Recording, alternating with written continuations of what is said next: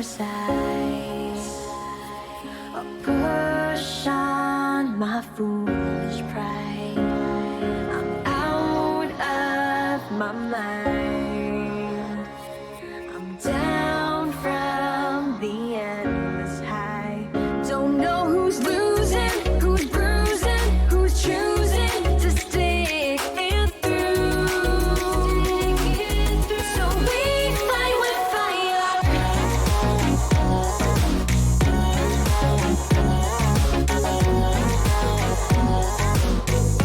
Still on a wire.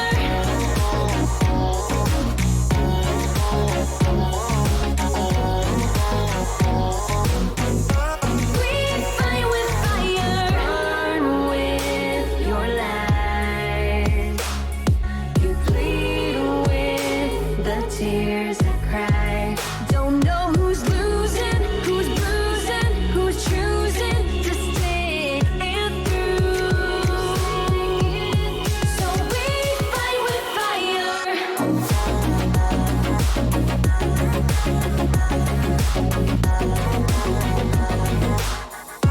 Still on a wire.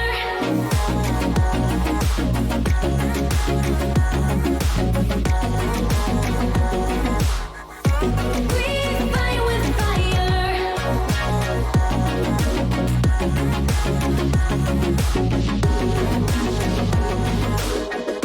Still on a wire.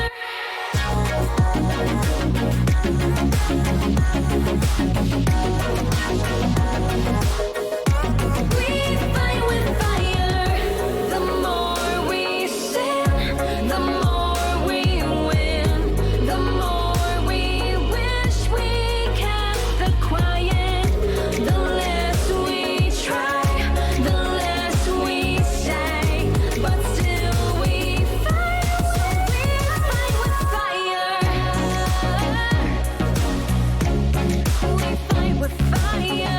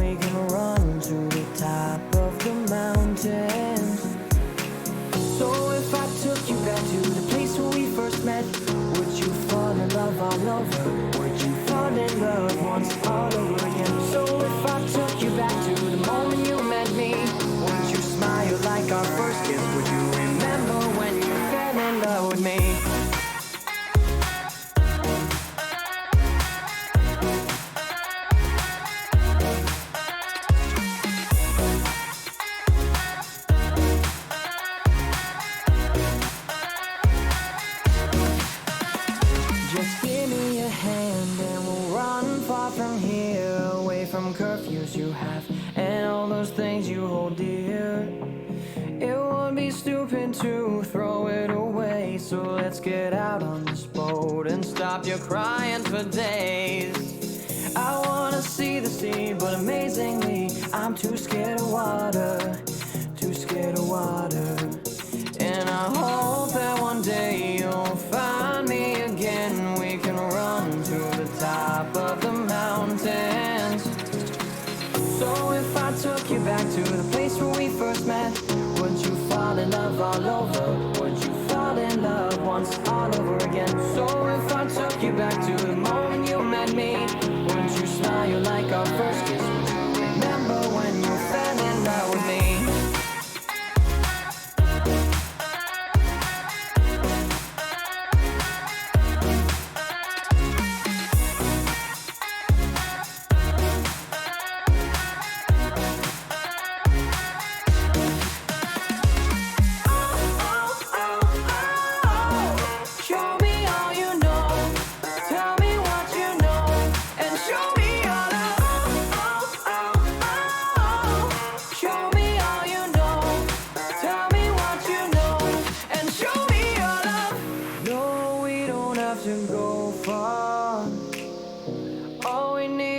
Try hard.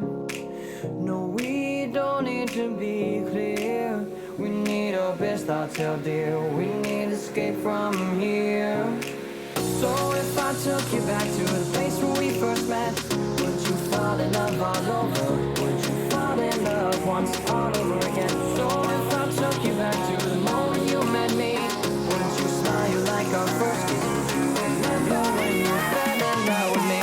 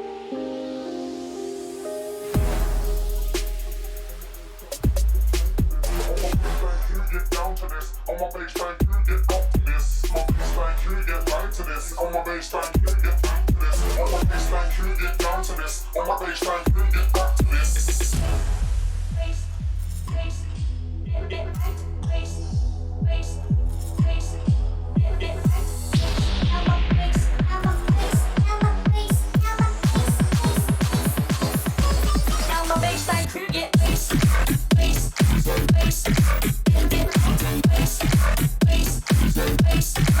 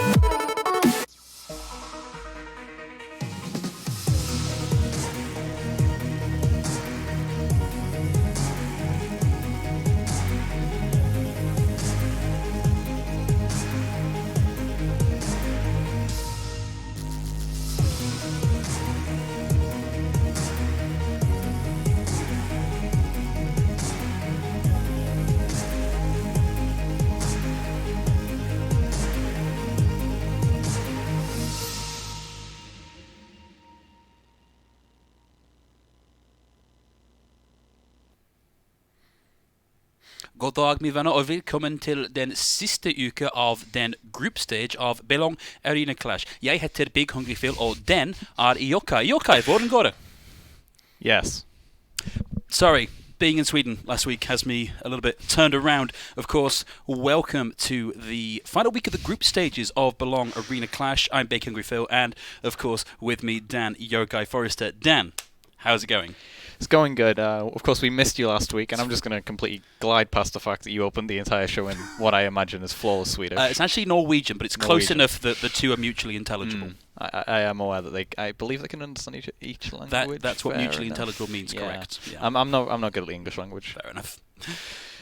So yes, group stages. In fact, group stages with not a lot left to play for in the final week. In fact, this is mostly down to now seeding position as we move off into the playoffs, with the exception of, I believe, the Kestrels game that's coming up later. There is an off chance here that if the Kestrels do manage to beat the Smugglers, then they will take that playoff spot, but that's going to be a difficult thing for the Kestrels to manage. And other than that, we should have some very close games on broadcast this evening.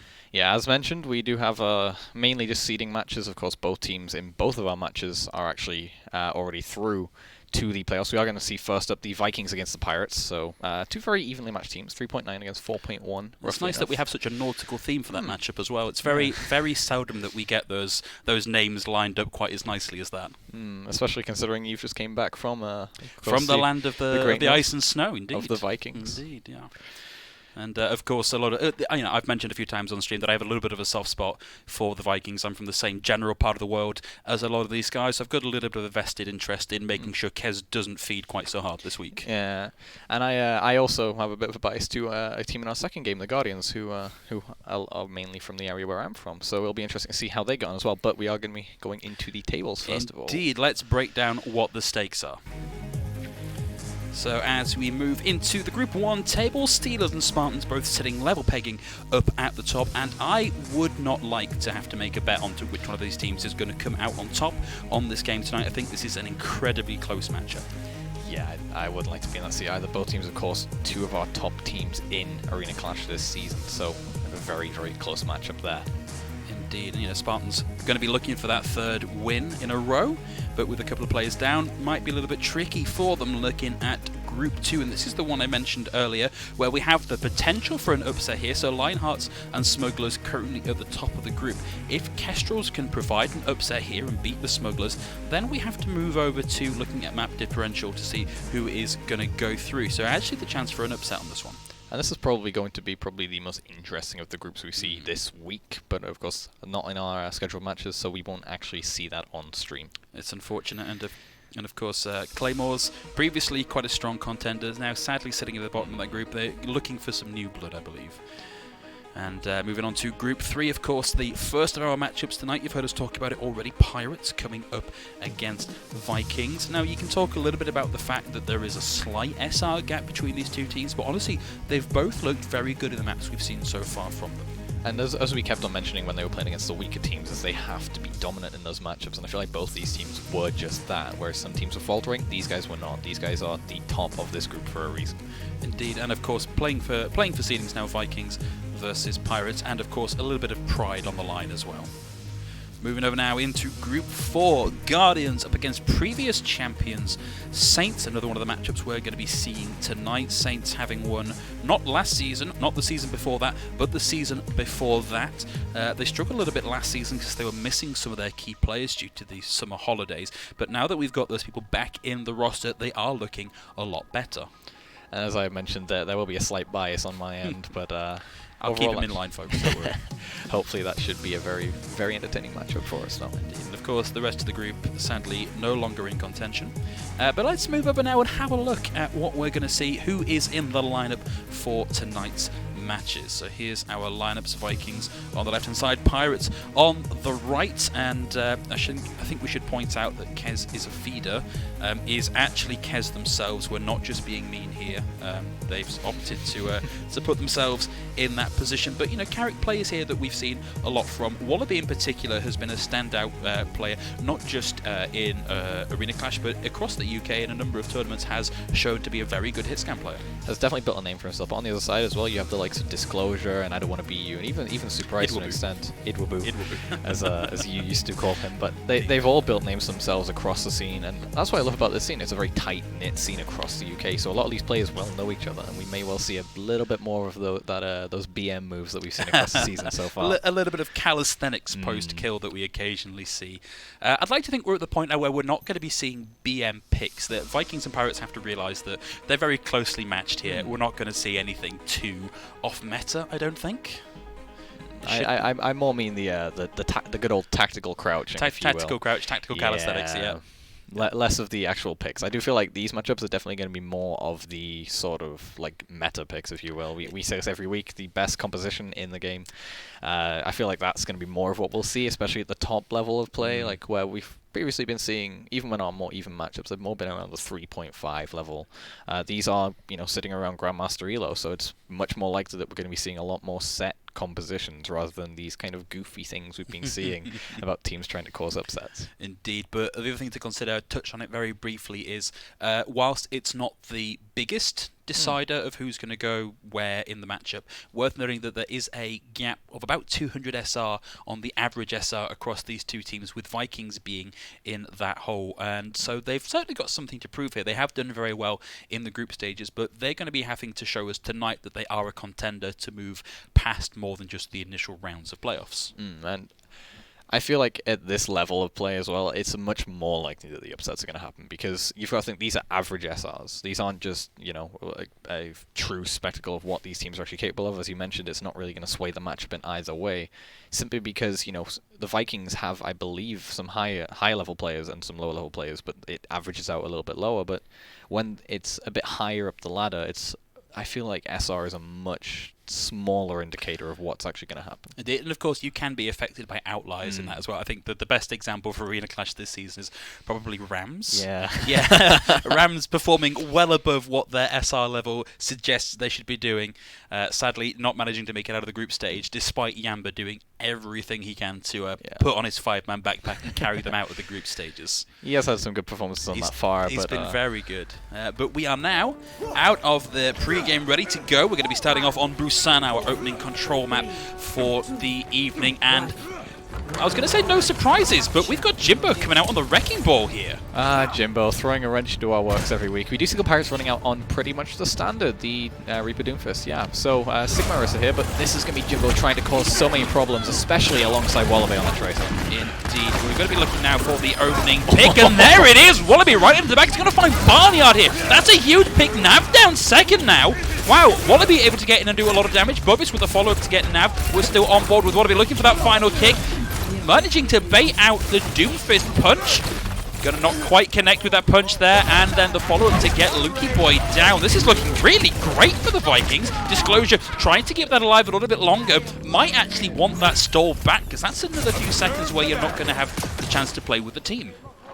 We mentioned at the start that the SR gap in this match is not going to be very good, and already you can see the lower of our two teams, the Vikings, are actually taking the lead here. This outlying pick from Jimbo and Wallaby here have caused so many problems. As you can see, Wallaby already having that pulse bomb, which if he can stick that Lucio is going to be a guaranteed pick and really throw a wrench in the Pirates' works. Indeed, notice we've got Lukey Boy swapping over onto the Moira now. That's a big hole. The pulse bomb! Exactly who he was looking for. Disclosure found. I don't want to be against the equalizer, but with Lukey Boy and Steve down so quickly after that, and we lose Nav too. Vikings are looking really, really large and in charge right now.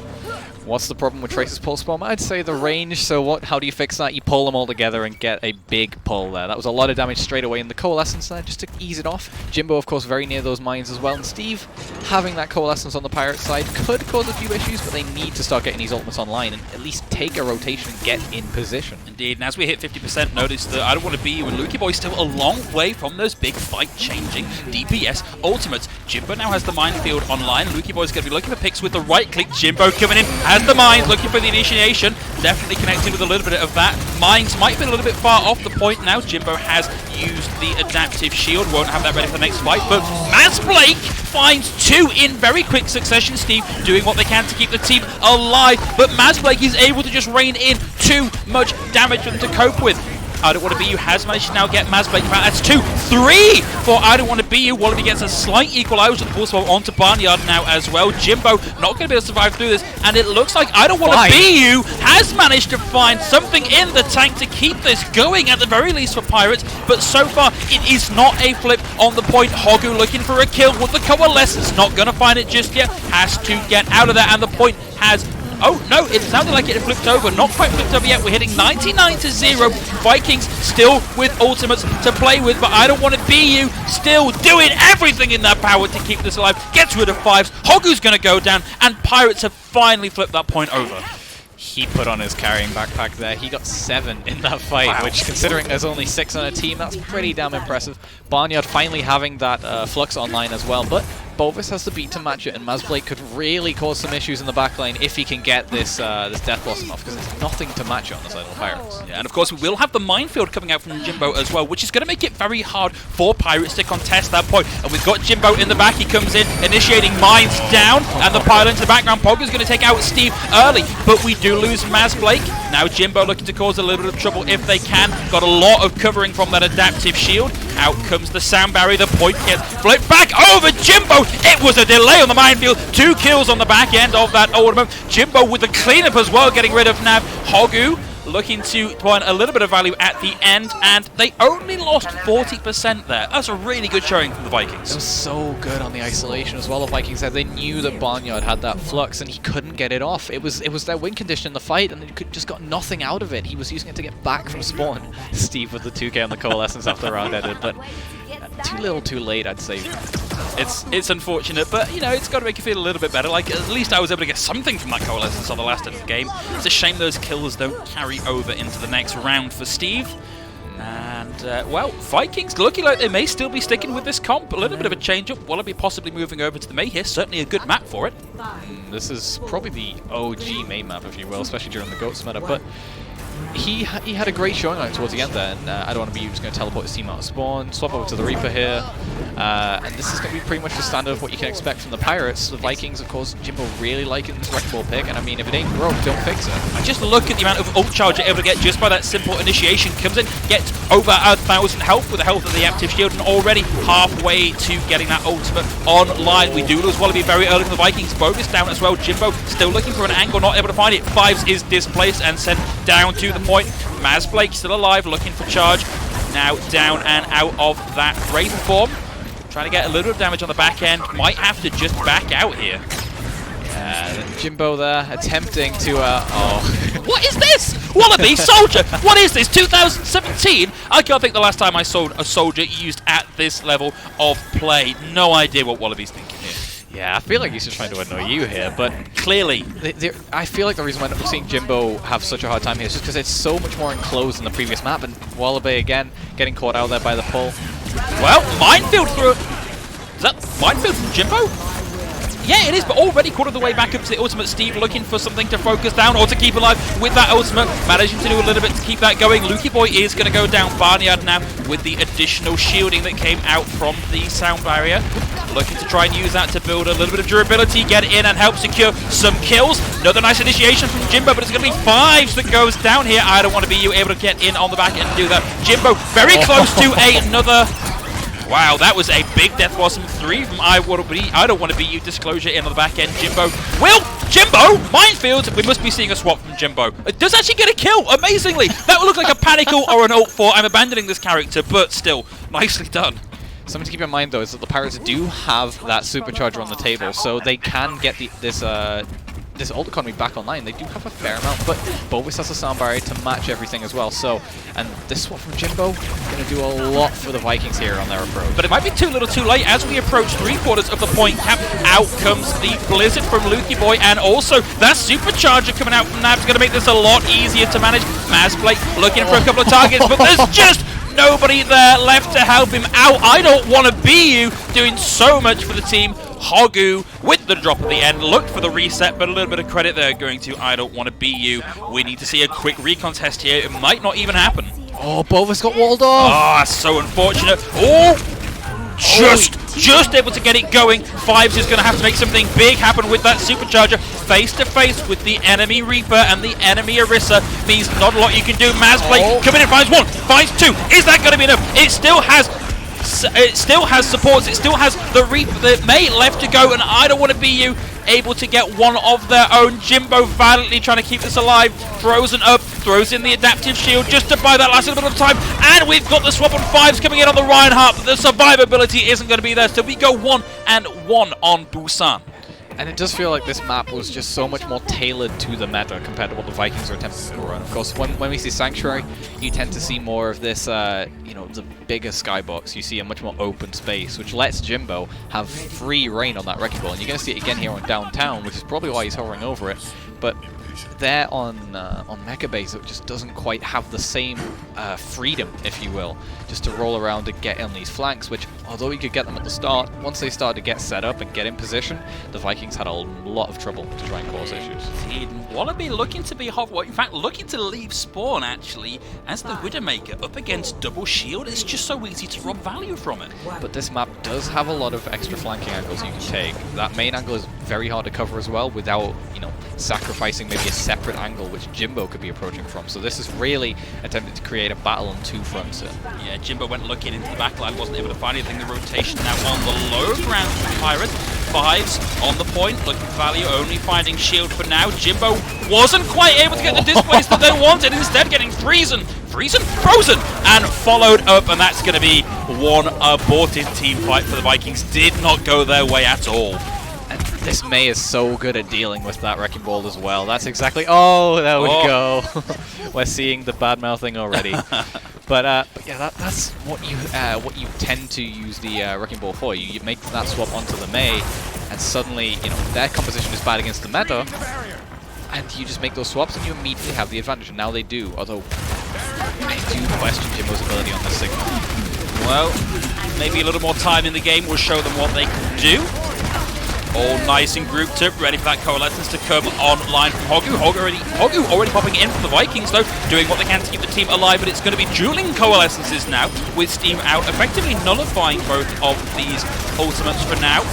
So far, both teams in with a chance. Disclosure's going to be the first to go down. Wallaby able to locate one kill. Mazblade able to get I don't want to be you. Lukey Boy still alive and causing trouble, particularly with a bit of help there from the Supercharger. 5 looking to get the kill onto the Supercharger itself. Jimbo's going to find it. Mazblade with a kill onto Nav on the back end. Barnyard taken down, and Vikings with a swap back over onto the meta look to be ready to take this. And you know what? Good try, Lukey Boy. Actually still alive. Took them a while to locate and take down Lukey Boy. Gave him a good extra 2 or 3%, which, you know, can add up. I don't want to be you. Well, correct. I don't want to be you right now. That looks painful, buddy. Pirates do have a lot of ultimates on the offense here, though, compared to the Vikings only really having that sound barrier and the Supercharger. Actually, I stand corrected. Never mind. Let's look at those numbers closer. Yeah, let's look at the numbers. The Vikings have a lot on the defense here. Pirates building up towards that Supercharger used in the last fight, but the rest of them are on the table, so basically a 5v5 of an elements here. Indeed, and honestly, one of these in the right place is enough to turn this around. There's going to be the Graffiti Flux, and the Blizzard, and the Death Blossom. Everybody pressing Q, looking for value. No kills for any of those just yet. We're going to see Wallaby freeze up a lot, but again, not able to get a huge amount of value. Now is the answering one out from Lukey Boy. And 5s gets pressured out of it. Hogu late with that coalescence, wasn't able to keep 5s alive in the fight, has found some low health targets. We've got to see something big coming up from Mazblade with the Death Blossom. With the primary fire, is going to find Nav. Jimbo finds I don't want to be you. Nothing out of the Death Blossom except a huge amount of space. Wallaby gets rocked, but it is going to be Pirates pushed onto the back of the point. Steve not able to get away from that Moira, or Vikings continue to hold the point. That's what happens when you lose your main tank. These DPS create so much pressure, and you saw that in practice with that Death Blossom there. It opened up so much of the point that they could just push into, and although they create a lot of pressure... Oh, 5s with a very early Supercharger. Nav's going to go down first in the fight. They lose the Supercharger, but enough to get one pick, and the main tank is on. He's very good. His team will have the coalescence. He's in the back line. Moira in the back line, everybody. She might try and back cap here. At the very least, it's going to draw some attention. We almost saw the kill come through there onto Bovis, and now it is Steve up against Mazblade on the point. Bovis is going to get a kill onto Barnyard, and I don't want to be you is going to get the equalizer. Mazblade goes down now. Steve looking for some value, has actually unlocked the point. Vikings, you've got to pay more attention than that. Bovis with the sound barrier now. Nav's supercharger destroyed very early on his throat. Steve has not used that heal spray for some time now. 4 DPS Moira, but it's going to be Hogarth against the value. Jimbo wasn't able to find anything on the back of the Gravitic Flux. Now looking for a kill. Going to get frozen up. Going to be taken down by Disclosure. Riding up on the high ground, able to rain in the headshots and cause a lot of damage. Mazplate's going to find Steve, but it's not going to be enough. And this is last fight territory for both teams, and it's not looking great for the Vikings. And this is the trouble with this composition. Although it is very good at creating that pressure, these fights are so long. So even though we've only really seen 1 or 2 defensive fights from the Pirates, they are now in last fight territory. It's going to be Bobs with a Jetson onto point. Oh, looked like they were almost going to miss that to get the recon test going. The recon test is now live, but they're going to be coming into a Death Blossom with a pull from the hole, and of course the Blizzard. That's going to be a team wipe to round out this wrap. They just had so many ultimates on the defense. Ring the There was bell. nothing the Vikings could have done. That's unfortunate. The Vikings looked like they picked up some momentum in the middle of that game. But I think spent maybe too long trying to run these off-meta picks, and it cost them that second map, and it certainly cost them enough capture progress on the third point that I think that's kind of what we can blame from having lost that overall. I definitely think that on the second map they waited way too long, which is actually why I was questioning Jimbo's ability on the Sigma, was because he was opting for it in such a dire situation. And even though he had such a great performance on this Sigma, it still wasn't quite enough when they actually made the swap back over to said compositions. And they did seem quite unpracticed on it. They kind of did it the wrong way around. Normally, Yeah. you play the Sigma until you need to swap to Wrecking Ball to get back to point in the last few seconds, and they kind of did that the other way around. Sigma's not that fast. Even if you've got the Gravitic Flux, yes, it's a little bit of a speed boost because you can go over obstacles rather than around them, but it's just not. It's not a recon test hero. I don't quite think it averages out against with the Wrecking Ball either. I feel like Wrecking Ball is still going to be quicker even if you can get over those obstacles. Yeah. Well, it's unfortunate, but I don't think we can count the Vikings out just yet, because it was actually a very strong showing. And they certainly pressured the Pirates. The Pirates seemed unable to respond on that first map to those off-meta picks, and it's only when they started running the May in particular that they started to show a little more dominance. Definitely, and I really think that as the series goes on, when we head into map types which maybe favour the more meta v-meta matchups, I feel like that could definitely go in the favour of the Vikings, because even though they did opt more for the Wrecking Ball on the earlier points in the map, when they did have that initial mirror matchup, it was a much closer matchup than the previous points where you see teams opting for them. Like, would actually make you think. Indeed, but as we move on to our other map types this evening, I think we're going to see Vikings struggle more and more to try and run those off-meta picks. You can get away with it a little more in a control map because it is that 6v6 deathmatch style of gameplay. Hectic. Very hectic. Yeah, very hectic. You kind of see Team China did this a lot in the World Cup. Like they just tried to cause as much trouble as possible. Running Wrecking Ball and Winston, and just trying to capitalize on the chaos those two bring. But it takes a lot of discipline to make that work. You've got to be, if you're playing the DPS, you've got to be looking for those opportunities caused by the chaos. And at the minute, I don't think we're quite seeing that from the Vikings. I do feel I like the adaptation that they've made as well onto the May. Both these teams opting for that over the Doomfist, which I feel like is very good in the term of control, because you need to take the defensive fights, and you can't really make swaps based on defense or offense because they happen in the same round. Whereas as you head into later maps, you can more tailor a comp for defense, tailor a comp for offense. The May provides a lot more flexibility because it can cut off teams that are trying to enter your space, but at the same time, it's very good at preventing them from capitalizing on things. So I feel like that was a very good adaptation for control. Whether or not it's going to work on later maps and whether we're going to see more of that Doomfist pick, we'll have to see. But I do like that adaptation. I feel like if they make more adaptations like that, we're definitely set to see good things here. And I think that one of the other things that the May adds is she's one of these characters who she almost gets value just by existing. The strength of the piercing freeze ray means that you could just sort of walk up to a team fight and go, no, I would like all of this to slow down now. I've always said that May creates almost a ball of space that you just create. Well, see our Bastion friend. Yeah, dueling Bastions here is going to be a race to try and get that Ant Matrix online. Now, Wallaby has been very good on this Ashe previously, so I like this on the defense. One thing to mention is Bovis has just used his Immortality Field, so I don't know whether he'll actually have that online for this round starting. I'd like to think he will. I think it's 20 seconds, so I think he might just have it online. And honestly, there's so much shield to chew through. It's going to be back by the time it's actually needed anyway. Lukey Boy, I told you, I warned you Wallaby was a good shot on this Ash, and Lukey Boy was definitely punished for not giving them the respect they need. Will be rezzed back up into the fight now. There's that Immortality Field back in the fight, possibly used a little bit early though. You need to use it to stop kills coming through, not just as a general watch out, we've got an Immortality Field. Lukey Boy looking for angles here, but knows there is a lot of trouble. Oh, that was a huge concussive blast. Knocked 2 off the point, and without those shields in place, Mazblake and Bovis both go down. This defense is already on rocky ground. Wallaby is able to get one disclosure down, closing in on the Bob also. Another pick here from Wallaby could secure this team fight. Wallaby has to back out, falling incredibly low, halted back into the middle of it. 98, 99, has the Bob, ready to go, needs to get onto point to use this. Immortality Fields are both down now. Lukey Boy looking for rocket targets. Bob now on the field, thrown in and into the back line. Didn't actually see where Bob landed, but managing to get Steve. Unfortunately, I don't want to be you on the Bastion, able to take them out. Lukey Boy now closing in on having this barrage ready to go, and I don't want to be you already has the configuration tank raining in the rockets from the back line. Not able to find any kills with it just yet, and now Nav with the supercharger gonna make that a little bit easier. Lukey Boy has the barrage online, gets the kill onto Mazblake. Jimbo here will have the gravitic flux ready to go, and there's the barrage from Lukey Boy, but a sitting target for an Ash to kill, but that's all they need, because I don't want to be you is still alive on the point with a tank, with a support, and that's going to be one long, complex team fight for the Pirates to take point A. Lukey Boy making the most of that far mobility, getting on that flank all the way around. No one knew where he even was. No one even looked for him.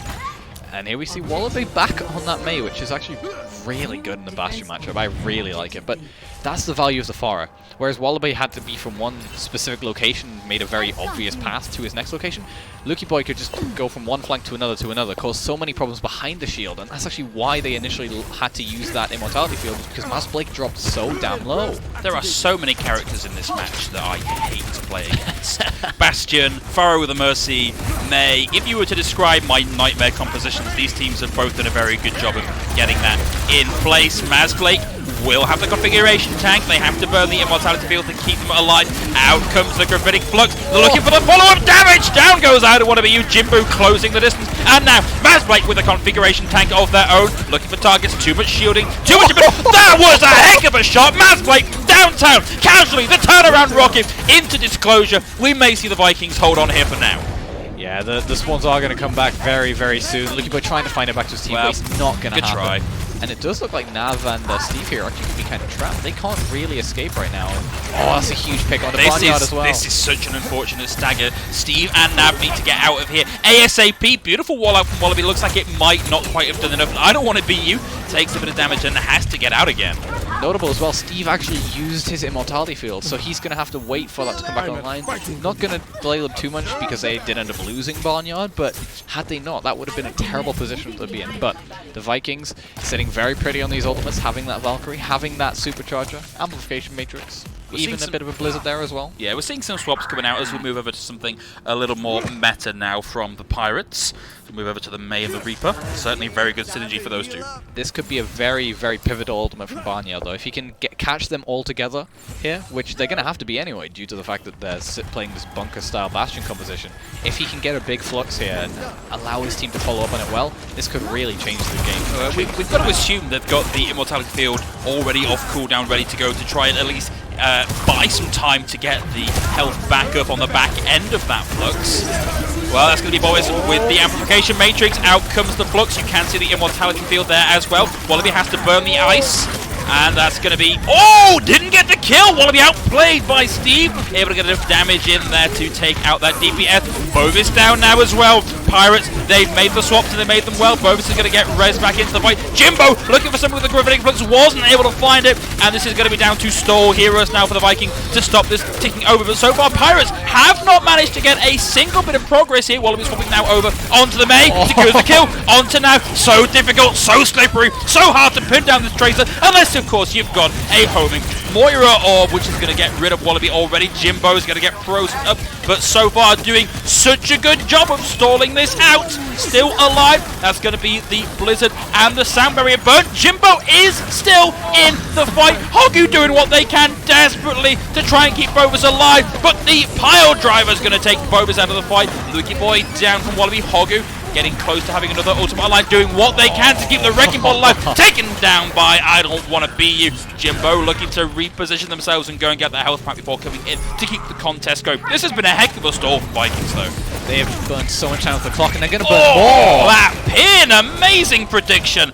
Bovis going down as well, and once more we're seeing Jimbo having to go off point to find a health pack to keep themselves in the fight. Pulse Bomb not quite able to connect with a target, and Wallaby going down. Lukey Boy as well. I Don't Wanna Be You throws in the Death Blossom, and now Hogu desperately doing what they can to try and find a kill, managing to duck out of the range of the charge as well, doing so much. We've actually seen 3 minutes burnt off in this recontest, and just over a minute left on the clock on the capture. Wow, that was a great stall coming out from the Vikings, but it just wasn't quite enough to get it to overtime, so they are going to guarantee themselves a second push, should they need it. But that was, again, they showed a lot of useful tools that they can bring out there. They had a wide variety of heroes there just coming back to the point. And although the Vikings did pull out things like Wallaby's Tracer, which very nearly pulled it back, I would like to point out he got 2 or 3 kills, back to back there, very nearly, but the target focus just wasn't quite there.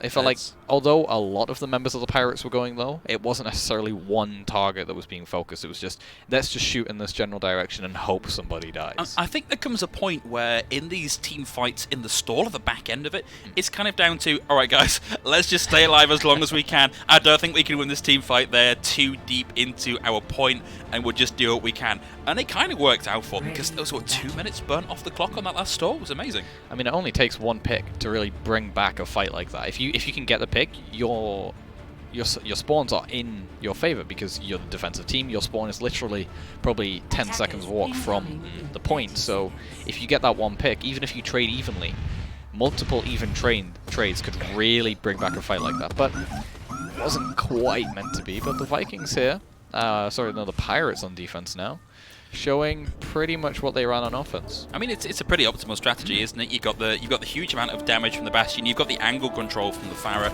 It is going to be a hard nut to crack. And Vikings looking on some off-meta picks. Jimbo back to his favored Wrecking Ball, as we've seen. Wallaby also maybe trying to deal with Lukey Boy here on the far, but that's a great shield from Nav. That's Wallaby deciding that's not worth trying to take that contest. Instead, Jimbo going to be looking to just draw a little bit of attention in the backline now. Lukey Boy safe and secure at the back, raining in those damage-boosted rockets. Not quite sure what that concussive blast was for. Ooh, Lukey Boy taking a little bit of damage. This is the Tracer in the backline you've got to watch out for. Five's taking a lot of damage there. Wallaby's just going to be trying to build up this pulse bomb as quickly as possible and get a pick with it, get a healer out of the way with it. This Tracer is so good at just being a fly on the wall, just being a nuisance. Look at this, he's taking so much attention away. They have managed to lose Bovis in that fight, but I think this is what Vikings want to do, is they just want to draw attention, get that little bit of progress again and again, get some ultimates and get a wipe on the board. Because the Pirates don't have to win every fight, the Vikings only need one win with it, so they can just stack 6 ultimates and then win out the fight. It's unfortunate Five's down and out, but we know how good he is at getting back from spawn very quickly. Jimbo closing in on the minefield, just running through the team again and again and again, building up that ult charge. And once more, they're back on the point, drawing focus. But it seems like these... Ooh, that was a beautiful fake out, actually. Drag the fire onto the point. Mass Blake hits with the rocket, but now I Don't Wanna Be You has the configuration tank. Lukey Boy's going to get res back up again. Jimbo and Five both down, no tanks for the Vikings, and Mass Blake only able to get the immortality field on the back end of the fight. But they are starting to come up on ultimates on the Viking side. Wallaby has used the pulse bomb, but that's basically on cooldown. You do so much, or you build it so quickly. Hogu also gonna just reset here. Jimbo still causing so many issues, but he nearly has those mines as well. Bovis nearing the beat enough, and he's probably gonna get it before Barnyard actually gets his flux online, which is great. But they are sitting, or they're gonna have to push through, should I say, Lukey Boy's barrage here, which could be disastrous if they can't deal with that right. Lukey Boy has had some good barrages, not maybe some of the more impactful barrages we've seen in other games so far, but not been playing it that long in this map. So we will see if they can make that work to their advantage. Mazblake looking maybe for a spot on the Dragon, doesn't want to send it through. Oh, nice big pull. Mazblake's going to... Well, there's the barrage. Mazblake goes down. Two for the minefield from Jimbo. Cry Havoc, let's flip the hamsters of war. That is going to be it.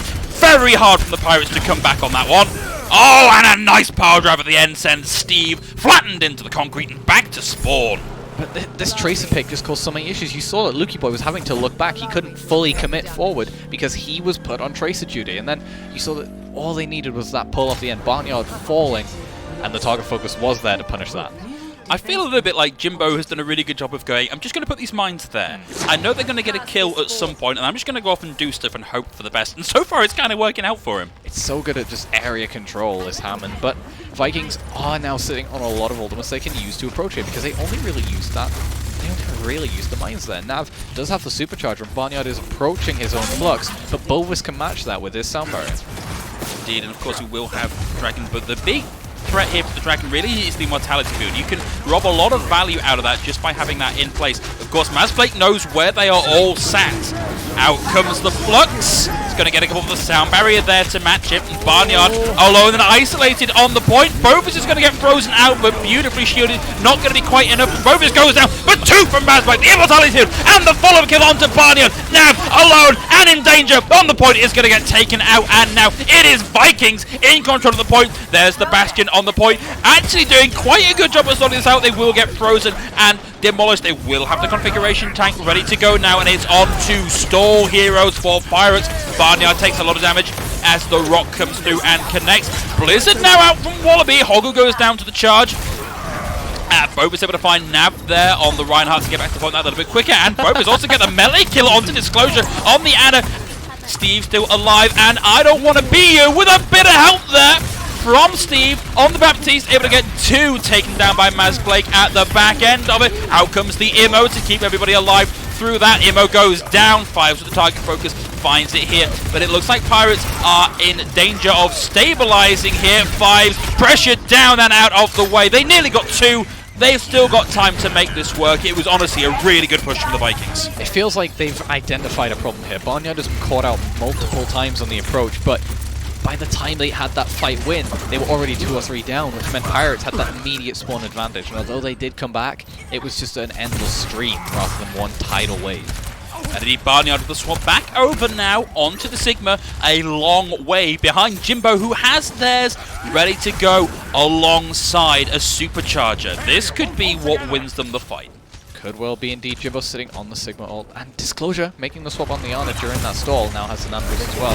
They have plenty to work with, they just need to make it happen correctly. Immortality field is now down. The Blizzard's going to come out from Lukey Boy, and we also get the Amplification Matrix. The Gravitic Flux is going to get one. Wallaby's going to find I don't want to be you, but that's an even trade. Ice block for Rocket, and Wallaby going to go down, and really we need Vikings to come out of that fight, because that is not one they're winning.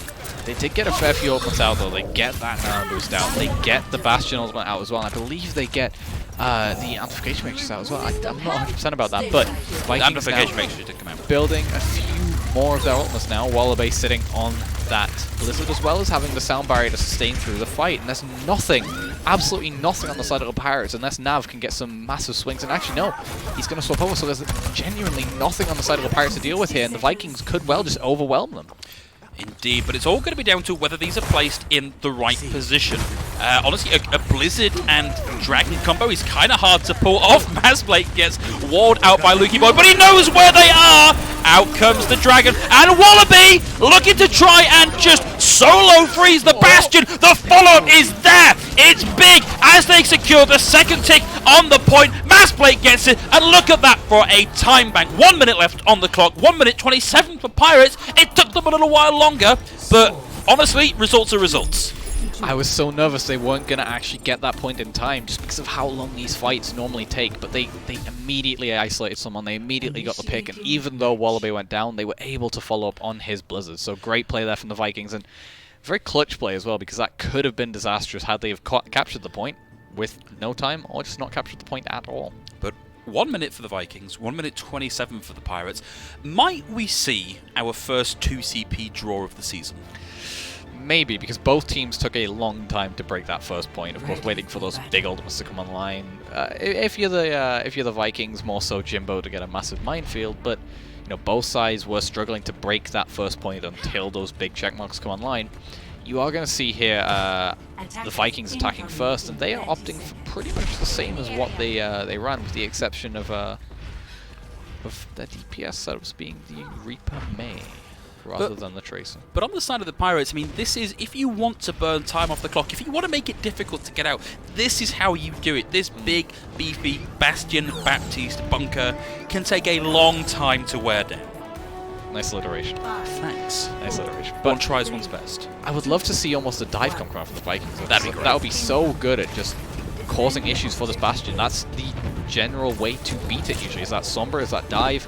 They're not going to run it. They're going to stick with Jimbo on this Wrecking Ball. But I think they've scouted out the Wrecking Ball. I think they know what to do against this. It looks like, actually, I was expecting Lucky Boy to turn and deal with Jimbo, but it looks like maybe he snuck through there.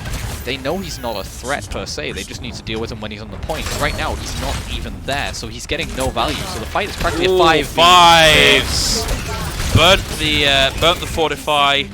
Lost the Holtz. We've now got 30 seconds left to go. Wallaby's getting the opening kill. Jimbo going down now, but I don't want to be you. Gets the equalizer. Mazblake looking for a pick instead. Going to get a rock to the dome. Wallaby's going to manage to get the wall up. Are they going to be able to rotate around that, or is that it for this push? 10 seconds left to go on the clock. Vikings with not a lot to play with now. We need to see a very quick engage here. It's going to have to be Jimbo flipping that point over. Initiation comes in, but the wall actually stopping them getting anything done. And now this is about whether or not the Vikings can stall something out to get at least a point captured here. Immo is down, and Jimbo sets up the spin cycle, looking for the displacement. Doesn't quite get it. Closing in now on having that minefield. Will get the kill. Bovis manages to find a boot kill onto Barnyard now as well. Hogu looking to try and focus down on some of those aerial targets. Can't quite do it, but the blizzard from Wallaby is on point. Lukey Boy only gets one, taken out themselves. Vikings in with a chance now. Looking to try and get through of these final few players on the point. Disclosure looking to get the res in. Actually gets booped away from it. Doesn't complete the res. Goes full battle mercy. It's a Hail Mary attempt. Barnyard comes back in. Gets two.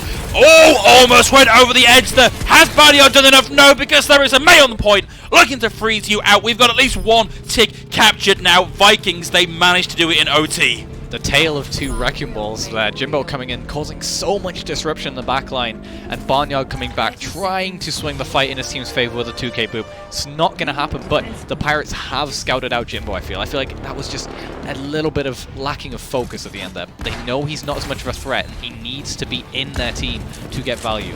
But on the defense, I don't want to be you sitting on that configuration tank now, but Bovis has a sound barrier to match that, as well as the supercharger of 5. Jimbo with the minefield as well. This could be the absolute deal breaker here. Right up there. The initiation, but the immortality field is there. Jimbo's going to get rid of that, and now Barnyard with the spins are going to find Mazblake. 5 goes down. I don't want to be you. Configuration tank. Not never find anything. Frozen. Taken down. Jimbo with the kill on the way. I don't want to be you as well. Barnyard coming up on the minefield. Will that be enough to keep this going? The initiation there is good. Minefields out. It blocks of the entrance. Jimbo's able to find Disclosure. The kill with the minefield onto Hogu as well. Oh, but they are tucked up right in the back behind that shield. 5s keeping them alive, keeping them in the game. The freeze. He gets rid of Steve. This is absolutely massive coming out from the Vikings now. I don't want to be you coming back in on the Doomfist. Not enough to keep this alive. And Wallaby with the freeze is going to lock this point right the way up. Going to be so hard for them to come back now. The mines, the freeze, the shield, the body's on point. 2 ticks captured already. Bovis is going to go on a double. Takes Nav down. Takes Steve down. Bovis to wrap things up. Barnyard stalling out to the best of their abilities. Swinging that configuration around and around. But Mazblake has the raw damage to get this done. 2 ticks captured. Pirates don't want to let this go, but they might not have a say in it. The Vikings marauding. They get it right in the depths of overtime. How did they capture that? They had only a minute on first point. They capture it in overtime. They only get 30 seconds on second, and somehow they managed. I'll tell you how they did it. Grit, determination, Viking DNA. Wow, that was an incredible performance from the Vikings, and right now they have really earned themselves this map. They've put the Pirates in a position where they have to pull out an extraordinary feat to capture this second point. But if the Vikings could do it with a minute, I have no doubt the Pirates could also do it with a minute and a half. So But here's the thing, I think Vikings have been doing this by playing fast and loose with the meta, by picking that Wrecking Ball pick. So far, the Pirates have not shown that level of flexibility. They've shown some absolutely fantastic competency on the meta picks here, but I wonder if that's going to be enough. I thought they downloaded the Vikings comp. I thought they'd understood that Jimbo was not a true threat because, you know, at the start of that fight, when they only had that minute, they immediately isolated Jimbo in the middle of the team when he was going for that big boop. But he somehow found an opening, and when he took that, or when he was given that in, should I say, he took a country mile, and that country mile was the first and second point for the Vikings. And I mean, I said it before, I'll say it again, the Pirates need to pull out a incredible feat here. Indeed, and I kind of wonder if this is what they're going to do, because it's a really slow and steady composition, and he's walking right into a Bastion with the damage boost coming in from Hogu, and with the... that was a big hole, didn't materialize in anything, but at the very least it... Well, that's going to be the Maywall out, but it's going to get taken down very quickly. I like this rotation. It's quick. It denies a lot of sight lines to the Bastion, but they've got to be quick about getting into position, because whoever gets the first pick here is likely to win this fight. I don't want to be you. Has to Wraith form out of the way. He's going to go and start trying to contest point. Maz Blake has an angle onto Disclosure, and that's going to be the first pick. Hogu now looking to try and keep his team topped up a little bit here. Going to try and hold on to fives, but Steve and Lukey Boy even are going to keep this going. Jimbo and Wallaby both down. Wallaby brought back in! Aspley and Bovis! Bovis trying to big for the team now. Steve are going to be actually not able to secure a kill thanks to the Maywall. One of the few things that blocks that, and now that's all of the abilities burnt. Lukey Boy goes down. Mads Blake on a tear on the Bastion. 25 seconds left to go on the point. Steve with a valiant effort isn't going to survive. They've got one more bite of this baguette, and it's got to be a big one if they want to make it work. They have to swap to a more mobile comp. They're not. They're sticking with it. They have no ultimates. They need to swap though, but I was getting ready to say that if they get in position, they win that, but they don't. They fall apart at the last second. I don't think Barnyard can touch. Barnyard is quick, but he's not going to be quick enough, and the configuration tank form rides things out. Vikings looking absolutely smashing in that. They were relying on Disclosure to touch first, but he got sniped out of the sky by Mass Blake's configuration tank. This map was exactly what we wanted to expect from these teams, what we wanted to see from these teams. Such close action, but coming down to just general individual play. And I want to highlight Bovis. Actually, Bovis has been such a standout player. Bovis getting kills that Bovis had absolutely no right to get here has been phenomenal. Bovis with the melee kills, and honestly, those buffs to Baptiste, the damage boost coming through, really starting to pay off there. Yeah, he got so many kills on that Lucio. A little bit of a Reddit Lucio, I imagine, but overall, just the Vikings seemed so much more in control of what the pace of the game was. Because when you're in that meta composition mirror matchup, it's a much more slow composition. But the Vikings, they ran that Wrecking Ball, they ran their Tracer on some occasions, and they sped up the pace of the game. And that Bastion doesn't work with that. That Bastion really struggles when you're not trying to get that slow shield wall style of play. And when the battle's happening behind your shield, you don't get much value from that shield. Very little. That's a lot of the value that Bastion tends to get in this matchup. But they had such a great understanding of pace, and they played to the pace of the game very well. They were playing very quick and very aggressively, and honestly, it's really nice to see. It feels like with the double shield meta that we seem to have in Overwatch at the minute, it can occasionally be a case of just waiting until you get those key ultimate. In some ways, it kind of mirrors what we were looking for from Goats, where it's about who can get these ultimates online, who has the answer. Have you got the beat for the Gravitic Flux? Have you got your Blizzard online to try and trap them as they come in towards you? And so that's what we are seeing now, but it is a lot slower to play. And you're right, Vikings, by opting to play this chaotic, quick style, are just not playing that game at all. And it felt like, as well, they had such a good handle on eliminating one of those shields, where we saw on multiple occasions Barnyard was being knocked out of his team, and because he has no abilities that can really deal with that boop, once he's knocked down, he can't do much about it. And they isolated him multiple times, and without one of the shields, that double shield comp just becomes a standard shielded Bastion. But, you know, we look at players at this caliber, and we have to have some level of faith that they know how to spot these forced or unforced errors. And so hopefully Barnyard coming into this next map will have downloaded a little bit of what's happening to Barnyard and be better able to deal with it, either by changing in positioning or changing in focus who they need to take down. But it is, again, what we've mentioned so many times, adaptation. That we haven't seen any adaptation from the Pirates so far, and they need to start adapting, whether it be in their play style, whether it be just identifying what is being exploited for them to be losing these maps, or an entire composition. Because when we thought that they understood what the enemy composition was going to be with that Wrecking Ball, we thought they'd isolated Jimbo. He came back and he found another way around it. So they need to find more answers to these. I would say troll picks. It's not a troll pick. It's not. It's only a troll pick if there's actively BM involved in it. But I think, honestly, it's just a thing that's working for the Vikings. But these off-meta picks, they need to find answers for them, because the Traces came out, it's caused so many problems. We saw that on the first fight of the series. They found, Wallaby coming in, getting such value on that Tracer in the first fight, and they have to find answers. And already they're seemingly not showing it, although maybe Lukey Boy swapping over to the Doomfist could be a start. Well, we'll see if that works as we move over now on to Hollywood. Wallaby is going to be playing one of his favourite heroes. I've seen Wallaby play a lot of Ashe in UK tournaments over the years. And it looks like Vikings playing this a little bit slow, maybe trying to scout out what the Pirates are running on the defense. Yeah, we're going to see a couple of swaps here. Lucio, we've got the May coming out, and Maz Blake. Yeah, we're moving over to a much more meta composition, and we're sort of getting into the realm of the rock, paper, scissors of May, Doomfist, Reaper, and UV2 here. But we're going to see a much more isolation-based composition from Wallaby here on the May. He's going to have a chance to wall up, get value out of those balls. Big halt, but no combo there with the Doomfist. Maz Blake's gonna. Oh, Jimbo actually got that. Wow, Steve down. Wallaby with the right click on the May. Jimbo now with a kinetic grasp, looking to buy a bit more shield. A big rock into a frozen Barnyard. Nav goes down, and Vikings continue to pillage the Pirates. What did we say? That May is so good at isolating, and the second Lukey Boy went in, that wall went up, his escape route was gone, and they just picked apart that DPS line straight away. And once one DPS is down, there's no pressure stopping you from just focusing the other. Great fight win there, great awareness, and Hogu already has that Coalescence online, and so does Wallaby with that Blizzard. It's going to be really hard for them to stop this roll. The Blizzard, if they're not in the right place at the right time, could really stuff up the Pirates' defense here.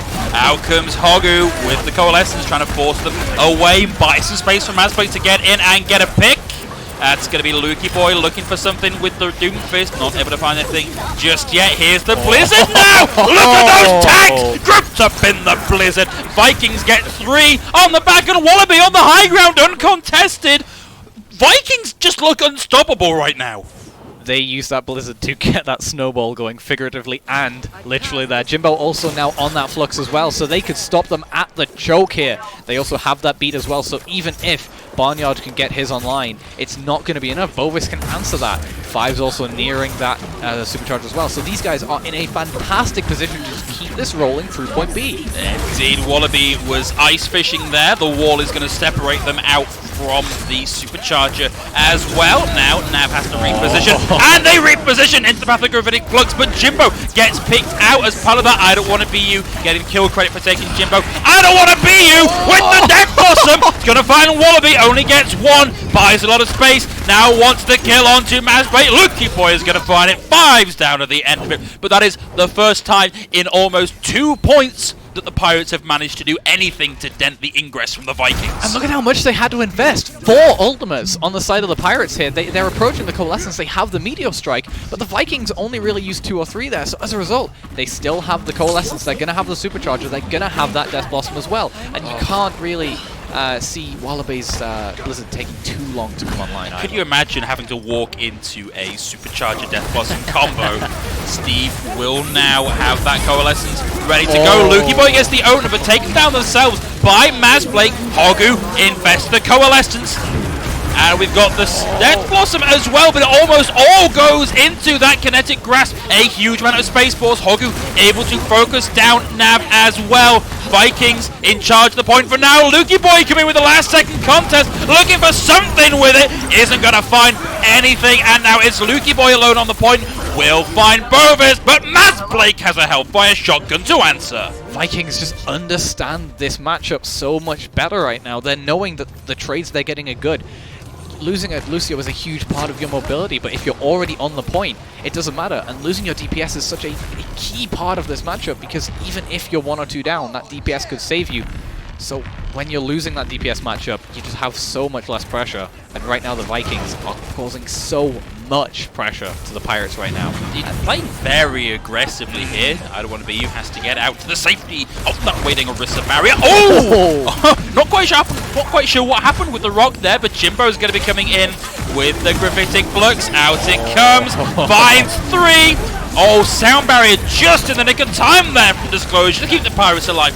Through that, Hogu again with a Coalescence. Gravitic Flux now out from Barnyard. Gotta hope for a couple. Has found Mazblade, but that's only even in the fight. Steve's gonna find Wallaby. Hogu throws in the Coalescence.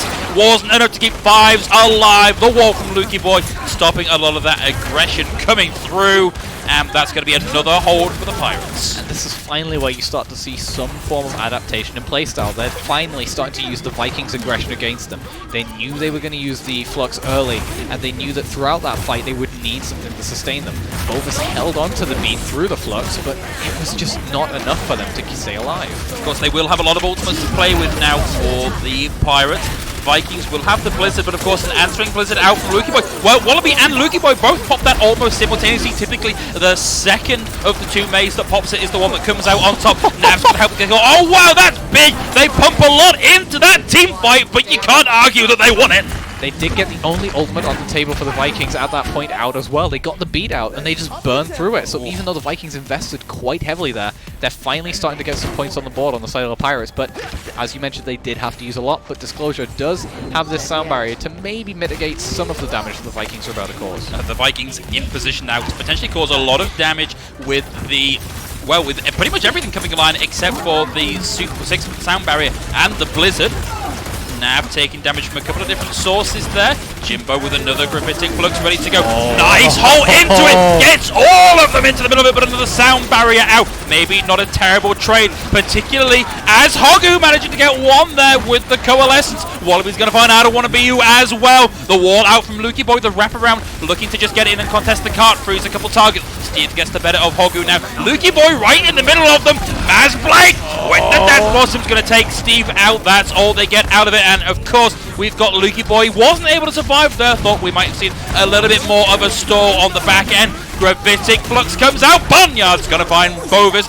Wallaby now with the Blizzard. Might want that back because Disclosure with the triple is going to round out that fight. 1 minute, 16 seconds left to go on the clock. Just under 4 meters, but no ults available for the Vikings. That was so smart from Jimbo, though. He used his Flux to put them on the high ground, and that just meant they had no shielding. So they were able to get the picks, but the Flux was there for Barnyard to pull it back. Lukey Boy does now have this Blizzard as well, so they can stop this if they win this fight quickly. The Vikings have to be quick, and they have to get this fight done soon. It's going to be difficult. Missing the punch now coming in toe-to-toe with the waiting damage from the Pirates. 5s goes down early in the fight. Less than a minute to go. We've got to see them back out and have another crack at making this work.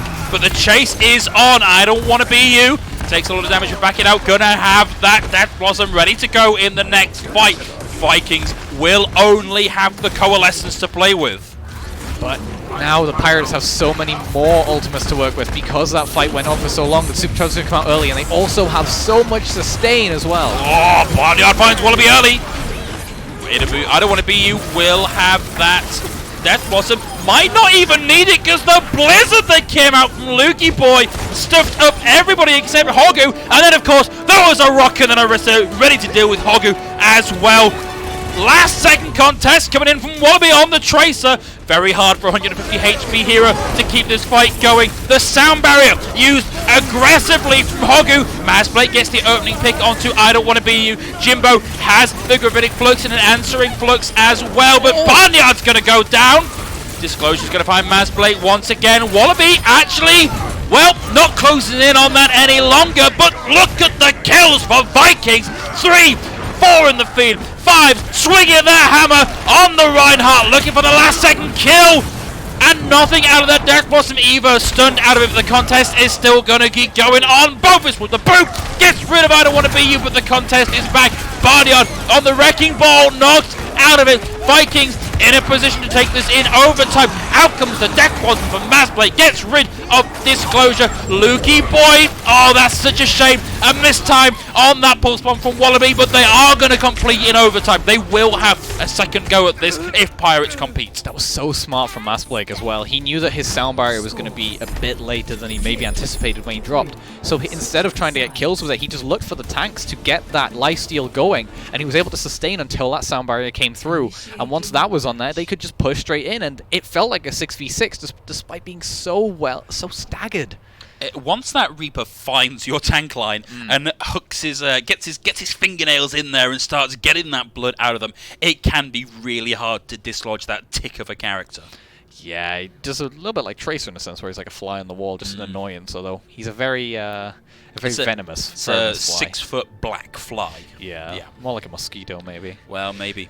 Either way, difficult to get rid of, and the Vikings certainly using that to their advantage. Massblade having a heck of a showing on the Reaper so far. Fantastic showing from him, but also on the Pirate side, I Don't Want to Be You has had a great performance later on in the matchup, and What? You get What? What are you doing? You at home, you can't see what Phil's doing right now, but he's very... the expression he's showing, I don't think I've actually ever seen him this confused before. I continue to be very confused, because this is... Hello? Anyone out We've there? got Jimbo on the... They've left spawn. They're ready to go. Wallaby's still in spawn, because he swapped from Junkrat back to McCree. I think he's left spawn now, but... Okay, I need to know what those comps sounded like, because I can't think of a good reason for making these swaps and running this comp. Pirates have a lot of aggressive damage on their side. The Pirates, I feel like, are actually going to be able to play this a little bit slower, because the Reinhardt just provides that extra pace. We've seen the Vikings control the pace of the game so much. Reinhardt wants to play a lot quicker than the Sigma does. The Sigma wants to slow it down. So the Pirates are likely going to want to take rotations, take slower fights, and build up these support elements, while the Vikings likely just want to go straight in there and get that damage going. And of course, Wallaby will be charging this out very quickly. Five's able to find Nabs. Jimbo traded out for it, and of course, no mercy there for the Vikings. The respawn's going to be very quick for the Pirates to get back in, but so far they're opting just to wait until they can get that full engage again. Jimbo now respawn, making their way back to the point. So far, nobody able to really garner a huge advantage here. Wallaby is finding a lot of value around that shield somehow, though. He's already got 90% to that Deadeye. Oh, wow! That's done and dusted. The DPS lineup of the Vikings taking out 5. Very quick to follow. Hogu gonna go down to the rocket punch of Lukey Boy, and it looked good for a second there, but that's a team kill bell. That is indeed a team kill bell, and it was a very clean fight as well. They didn't lose anybody. They didn't even really take much damage. Lukey Boy not quite building up to that meteor strike, but Wallaby making his swap back over to his favorite Tracer, Jimbo on the Wrecking Ball. And this is interesting, honestly, guys. I've no idea what is going on here, but the Vikings seem to think they can make this chaotic approach work. Wallaby looking to get in the back line and take out a support. Steve will have the coalescence ready to go, as will Hogu. So expect that lightsaber battle to come online any second now, but Loki Boy is going to get the opener. Out comes the Graphitic Flux from Barnyard. Lukey Boy is going to come in with the hole and find Bovis. Hogu still has us on life, pouring it all into keeping Jimbo alive. Hogu went in to try and keep the Reaper up, but wasn't enough. Steve there with the coalescence takes them out of it, but Wallaby's doing such a good job of just burning time off the clock by being an annoyance in the back line with the pulse bomb ready to go. Jimbo has to burn the adaptive shield, and it's just going to leave Fives to chill alone there on the point, I think. See you guys later, said Jimbo there. Bye. But it just feels like these guys, we say pace a lot, we mean the tempo of the game, how fast you get value early or late in fights. Yeets! Right into back, fails to find anything, not quite got the right timing there on that pulse bomb. In comes the meteor strike, it's gonna find Fives! Gonna have to come back from spawn very quickly to make this team fight at all. And Pirates, for all we were saying how on the back foot they seemed on their defensive round, looking very strong on their offensive round. It's much harder to make that aggression work on defense. You can do it, but it feels like the Vikings are struggling a little bit more with it here. both teams so far have rolled through point A and B pretty clean, with only one fight being won on defense with the Vikings. Pirates have managed this a little bit quicker, but out comes the minefield very early on into the fight, and it gets Steve. And with the sound barrier committed by Disclosure in a lost fight, it might be able to keep that going. But Maz, Blake, and Fives are going to do a lot to keep this going. Out comes another pile driver. I Don't Want to Be You will have the Death Blossom ready for the next fight, but the chase is on. The hole pulls I Don't Want to Be You down, but the follow-up was there. Fives actually got them on the back of that hole. Amazing play. You mentioned earlier in the game about Jimbo just finding these one or two annoying picks for the Vikings. Hello! That's a Doomfist. Get out of there. Don't want to be in there with that Doomfist, and now Lucky Boy is going to be able to use his aggression, especially with that Fortify down. Oh, stop! Oh. Whoa, just managing to fade out of that. I thought that was going to get at least one, but nothing so far. I don't want to be you! With the Death Blossom's going to find two, but still annoyances all the way. And another minefield for Jimbo right over the payload is going to find Disclosure, and even if it doesn't stop the roll of the Pirates, it's going to make it that little bit harder for them to get the kills they need. Jimbo down the back end of the fight as the payload finally moves after this first choke.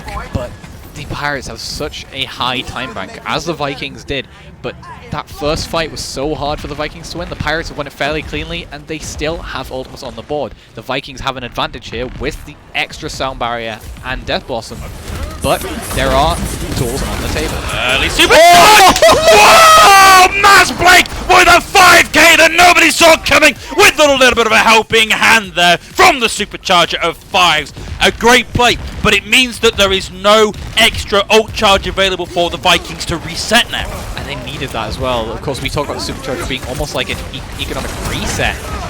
They didn't get that. Now they're so low on ultimate tools. I mean, it's great to get that play of the game, but sometimes you need to think a little bit more about your ult economy. They now just have the sound barrier ready to go. Well, out it comes, just around the corner in time to get their team into it. It's being used aggressively. Vikings now pushing forward. Hogu closing in on the Coalescence. Steve has their own ready to go now, so I expect that Coalescence v Coalescence to happen any second now. Jimbo's going to get I Don't Want to Be You, and it's going to be used. Wow, Hogu with the double. Steve a little bit too late to get around that May wall and keep them alive. Hogu propelling themselves forward, gets the triple. We thought Maz Blake had a great play of the game, but that Coalescence there was astounding from Hogu. And that's why you play the May. Like we've said, the isolation factor. The tanks just couldn't move. They don't have the mobility to get around that wall, so Nav completely cut off from his team, but the Pirates are not out of it yet. They're going to have this flux, and they have the sound barrier for sustain, and Lucky Boy can go a lot deeper than normal due to that meteor strike. Indeed, Jimbo now has one of their own. Wallaby has... well, Maz Blake's going to find Nav early on in the fight. Barnyard with the sound barrier uses the flux, doesn't get any kills with it just yet, and now they've got to deal with the answering gravitic flux. Lucky Boy and Steve taken down. Very clean from Vikings. Very, very clean, especially considering that the Pirates engaged first. And how have they done this with one ult per fight? Very good ultimate management. They're going to get the kill onto I Don't Want to Be You very late. Maz Blake is going to go down, but the Vikings have a much better position to hold without that man. And Wallaby still has that Blizzard on the table as well. He hasn't had to use it once. And Hogu has another Coalescence. This is ridiculous. Maz Blake closing in on another Death Blossom. This is going so well for the Vikings after a disastrous first 2 point. And you see Maz Blake up on the high ground looking to come in and get a target. I Don't Want to Be You will have one of their own ready to go. Out comes the Blizzard. No kills out on the back of it just yet, but Hogu's also going to throw in. Whoa, they burnt nearly everything there. We saw the Blizzard, we saw the Coalescence, we saw the Death Blossom. Vikings wanted that team fight win, and Jimbo gets Steve at the back of the fight. Vikings will still have ultimates though. They've got the sound barrier and they've nearly got the supercharger. Look at the clock though, like they have nothing on the table here from the Pirates that can really outright win a fight, and they're gonna... this is huge. This is massively aggressive. Bovis with the sound barrier as well. Vikings just want this to happen as close to spawn as possible. Nav goes down, but they lose. Bogus Fives also burnt the supercharger there. They've got to be careful that we don't see the Lucio go around to keep that contest going. Lucky Boy gets the better of Wallaby, and now Steve, well, answering Coalescence now from Hogu. They're going to use it to retreat out of the way of that incoming damage. Vikings still in with a chance. 20 seconds left to go on the clock. This is such a good stall. Jimbo with the Graphitic Flux sound barrier. Now disclosure 2. Steve managing to focus down 5. Might be where we finally see the Pirates start to push this towards the back end. We are going to see this go into overtime now. Vikings will have Wallabies Blizzard ready to go here. Jimbo swapping now over onto the Reinhardt. I'm going to see them try and get this last second contest with a bit of help there from Wallabies Blizzard. This can't be easy. Yeah, that's got to be it. The Blizzard is on the point, but Steve's going to find the first kill onto 5s. Jimbo getting in, but Low can't drop the shield to swing the hammer. Masblake frozen. Pirates are going to push this through in overtime again. What an equally matched pair of teams. The Vikings blew it, I feel. I feel like that aggression was great Too at much. first, but they held it for too long. I feel like if they'd have just went aggressive and then came back straight away, that would have been fine. They would have gotten that time off the clock, and that would have been last fight, especially if they'd been able to do that without ultimates. But instead, they invested their tools, and they got no value from them. And as that fight went on, the pirate spawns were much more in their favor as they were coming back. They were getting trade for trade. They got back to the point. They won out the fight, and because it was in that sweet spot of this third point, they were able to just, you know, push that payload, and by the time they got back to the point, it was such a staggered fight that they were able to just pick off one by one.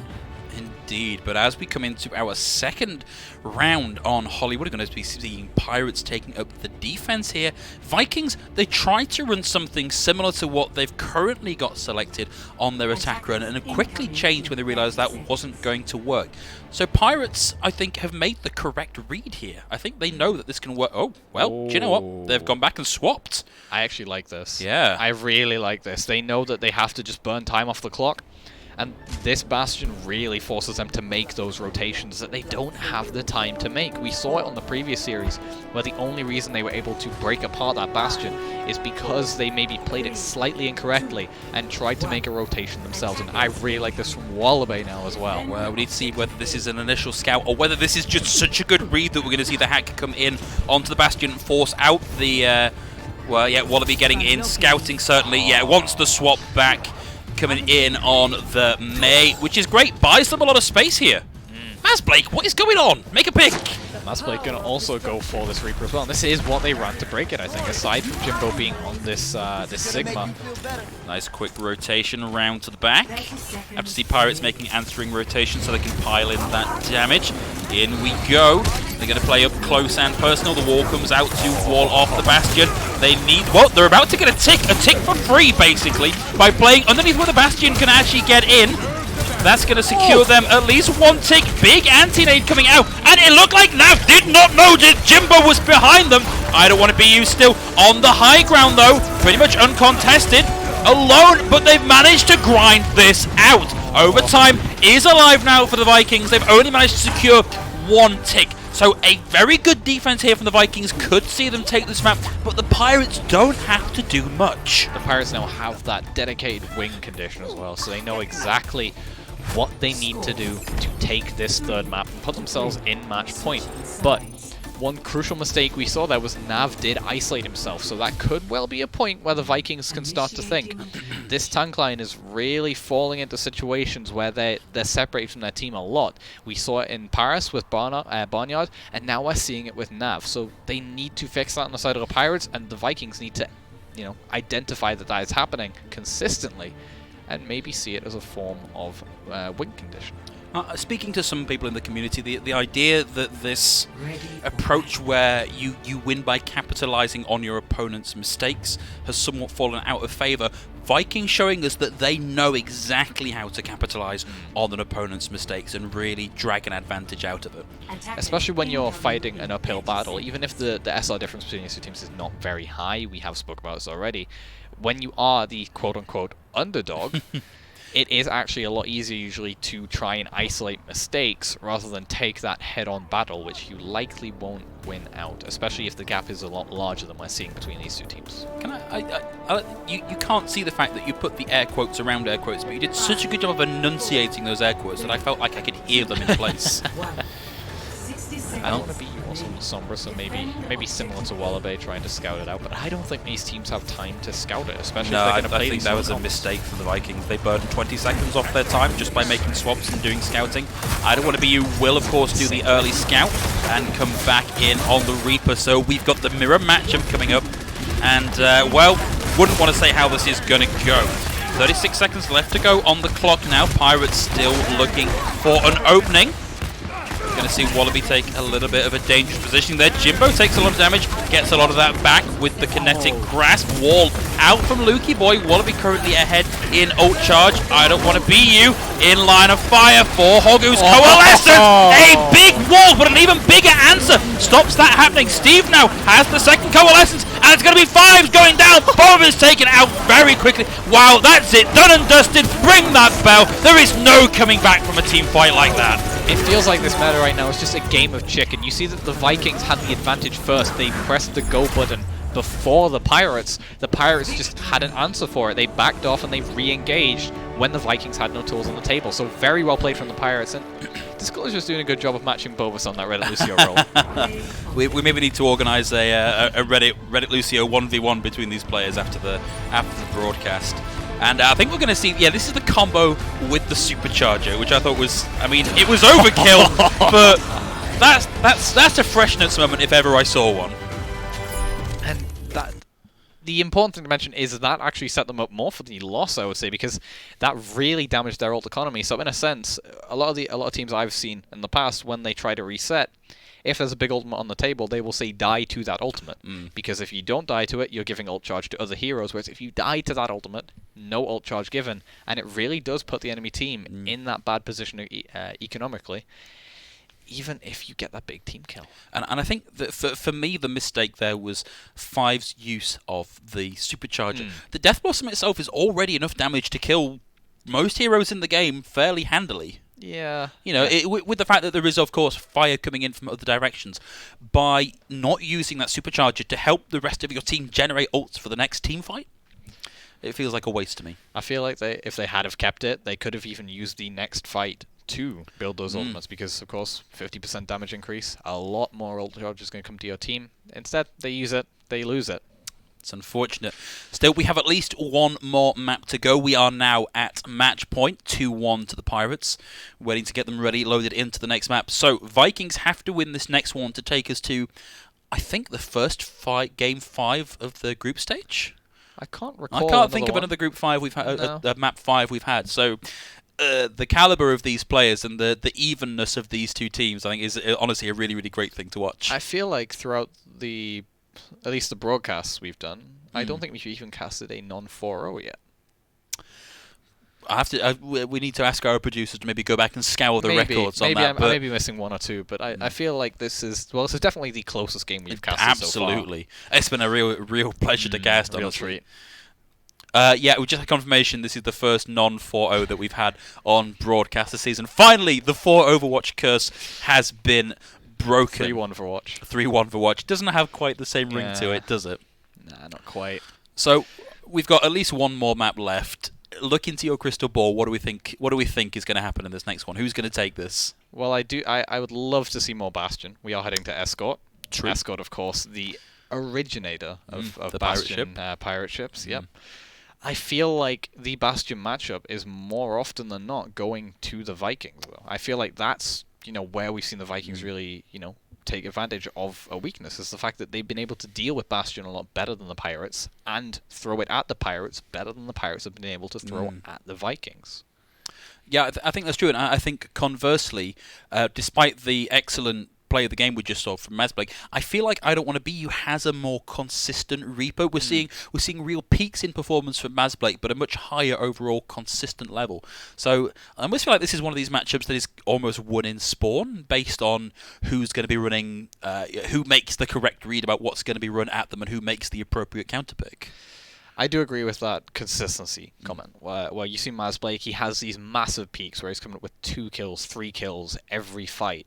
Or every few fights, whereas while I Don't Want to Be You is not getting these big 3-4K every fight, he's getting 1 or 2 picks that are really switching the fight into his team's favor, and that's all you really want from your Reaper. And even when he's not getting kills, he's creating pressure maybe on one side of the map so that Lukey Boy can go in on the other side and get that value that he isn't necessarily getting. Polly's had just been informed we're having a few technical issues. I didn't catch whether or not we were going to be throwing to a break, so bear with me while I get that confirmation in the meantime. One play that I want to talk about, and I have talked about it a little bit already, particularly because they've been making some weird yet effective picks. Wallaby is doing quite a lot to enable the Vikings, I think, and it is a player that we need to be keeping an eye on for the rest of the tournament and in the broader UK scene. He's also figuring out how to play these off-meta picks, because we've seen so many people try the Tracer, try the Ashe, try the Widowmaker, and they haven't quite. They've just been trying to throw it up the front line, and that's it. Whereas Wallaby is clearly identifying where his value is going to come from on that Tracer, which is more so that fly on the wall, as we called it, that just annoyance in the backline that you have to pay attention to, but you don't really want to commit any one person to. And he's identified that, and he's really, played them well. When he's on the Ashe, he's built those bobs up quickly, and that's been his focus on the Tracer. He's in the backline all the time. He's able to live off health packs and live off his own sustain. Whereas other players that have tried to pull out these picks just haven't been able to, identify those win conditions. So maybe a slightly more difficult question to ask, as this is your first season in Arena Clash. But both of these two teams are putting up a very good showing against each other. But we know that up against Steelers, against Spartans, against Saints, they have that SR disadvantage that we've spoken about. Do we think that the showing we've seen today is going to be enough to help them actually beat some of these higher ranked teams? Oh, absolutely. I think if anyone is going to make an SR upset this season, at least from what we've seen so far, it's going to be the Vikings. They've shown here against, I believe, our second highest SR team in the Pirates. I believe the only higher one being the Spartans. They've shown that they can overcome this SR gap. But even if they are at a disadvantage right now, they're heading into a map which could well favor them very well, like 2CP. And even if they don't end up winning out the series, I feel like taking a map or two could really shake up a team's confidence. Even if the Pirates aren't necessarily falling for it here, if you go up against the Steelers and maybe they have a bit more of a moral, a more mentality-based team, more confidence-based team, that could really throw a wrench in their works. If you take a map off them and they maybe consider, oh no, this could actually head in their favor. Sorry, again, just had an update that they are still working through the problem, which is always great for us. I just love being in this position. It's what more topics can I dredge out of my back pocket to discuss that we haven't already discussed ad infinitum on stream. So one of the things that might be worth talking about, we touched on it a little bit. There have, of course, been a few buffs and some strange buffs in places over the past few weeks. We had a 10% rate of charge increase on Torb's ultimate. We've had some damage buffs to Baptiste. It's the damage boost to Baptiste that I think is the thing that has maybe been one of the more puzzling things, because he's not in that DPS role particularly. Do we think that a change like that is enough to bring Baptiste back into the meta, outside of the Bastion composition? Outside of the Bastion, I wouldn't say so, because his kit is so well versed around that Bastion. That stationary composition, you don't have to move anywhere, you have that immortality field.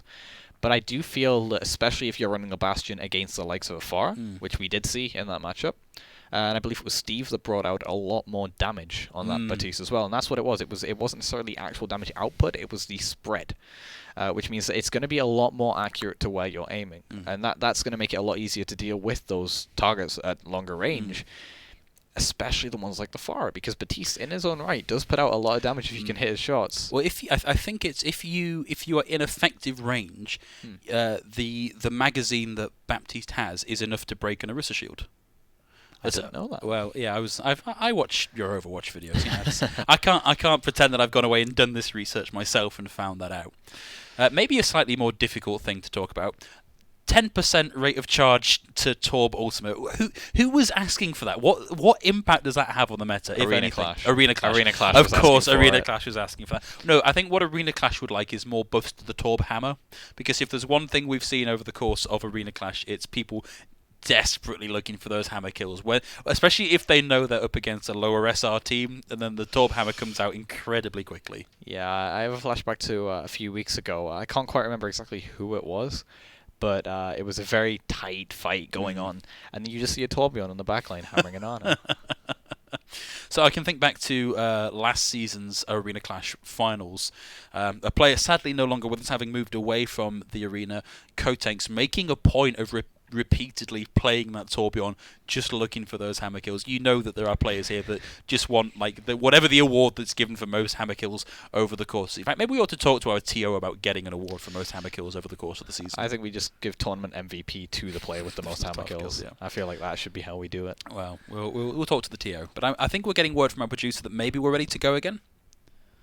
Okay, we should be ready to start back up, with what might be the last of these group stage maps between Vikings and Pirates, as we move over on to Route 66. Route 66, probably the first map where we saw Bastion. Indeed, yeah. Well, very quick changeover. I don't want to be you moving over onto the Bastion, having scouted out that Wallaby will be there, ready to pile in the damage with the... Oh, wow! Jimbo on his signature pick. Early engage, gets a lot of shielding there from the adaptive shield. It's going to be causing a lot of trouble, but needs to be careful because Lukey Boy is playing the May. The last boop right back down the slope. Last thing you want to do is get frozen onto the point. Look at that! 28% ult charge in one little impact. Coming out again. Maz Blake now on the hands. We saw them rock that already.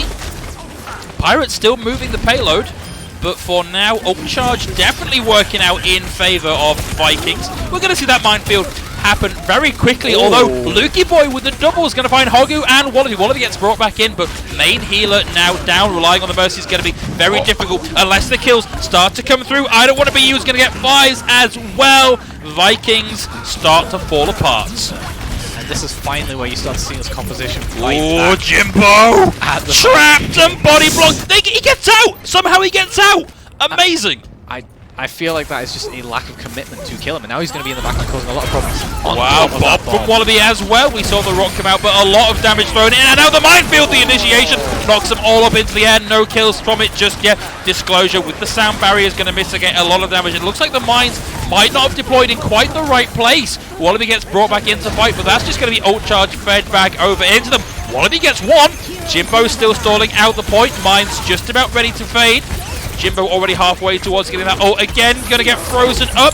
Supercharger now out from Nav as well, just to try and dislodge these remaining players. Maz Blake gets two. So Dragon comes out as well. Steve's able to find Bovis with that coalescence. And now the flux from Barnyard as well. Everything thrown at this team fight. Pirates have managed to cap the point, but at what cost? And a lot of ultimates cost is the answer to that question. I don't want to be you does still have that Death Blossom online though, and Lukey Boy of course coming up on that Blizzard as well. So not having to use those two big DPS ultimates, which is huge because it means that they can finally, you know, maybe start up a snowball, which they did get doing on Hollywood, not quite on any of the other maps though. So they have to get value out of these ultimates. They absolutely have to. Well, Wallaby already now playing on their, well, another one of their signature picks, the Tracer we've seen a lot of so far this evening, working out very well for them as a sort of, we keep saying fly in the wall, I'm not quite sure that's right, but boy, a very quick triple. No ults needed for that team fight, and a freeze. Jimbo giving over a huge amount of ult charge there with that. I don't want to cast a curse then, but I do think that they finally start to understand exactly how to beat this composition. They know that there's not enough pressure to deal with their front line right now, so they are just trying to roll over the Vikings, and it's going to work. They only have fives on that front line. Jimbo does have the mines though, so it could cause a lot of issues, but that Reaper and May is going to be very punishing towards a hard engage. Reaper and May have such a good synergy, particularly when you know the teams are working very well. But Wallaby swaps over now onto the Reaper themselves. Out comes the Blizzard. The minefield also committed onto the point. I don't want to be you holding on to the Death Blossom for now. Hogu in the back. Gets walled out, can't keep them alive, but Maz Blake is going to find Lukey Boy. Jimbo able to get I don't want to be you as well. Steve looking for a target with the coalescence from the deep depths of the front line. Maz Blake goes down to Steve's coalescence, back onto the healing spray. Steve did so much to win that team fight for the Vikings. That Moira does so much. Whoa! Wallaby's back. Hello, Wallaby!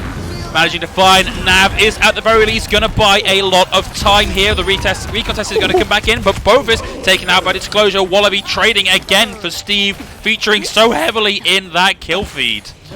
The Pirates do have a lot to keep this payload moving, though. Disclosure has the beat, Barnyard on the flux as well.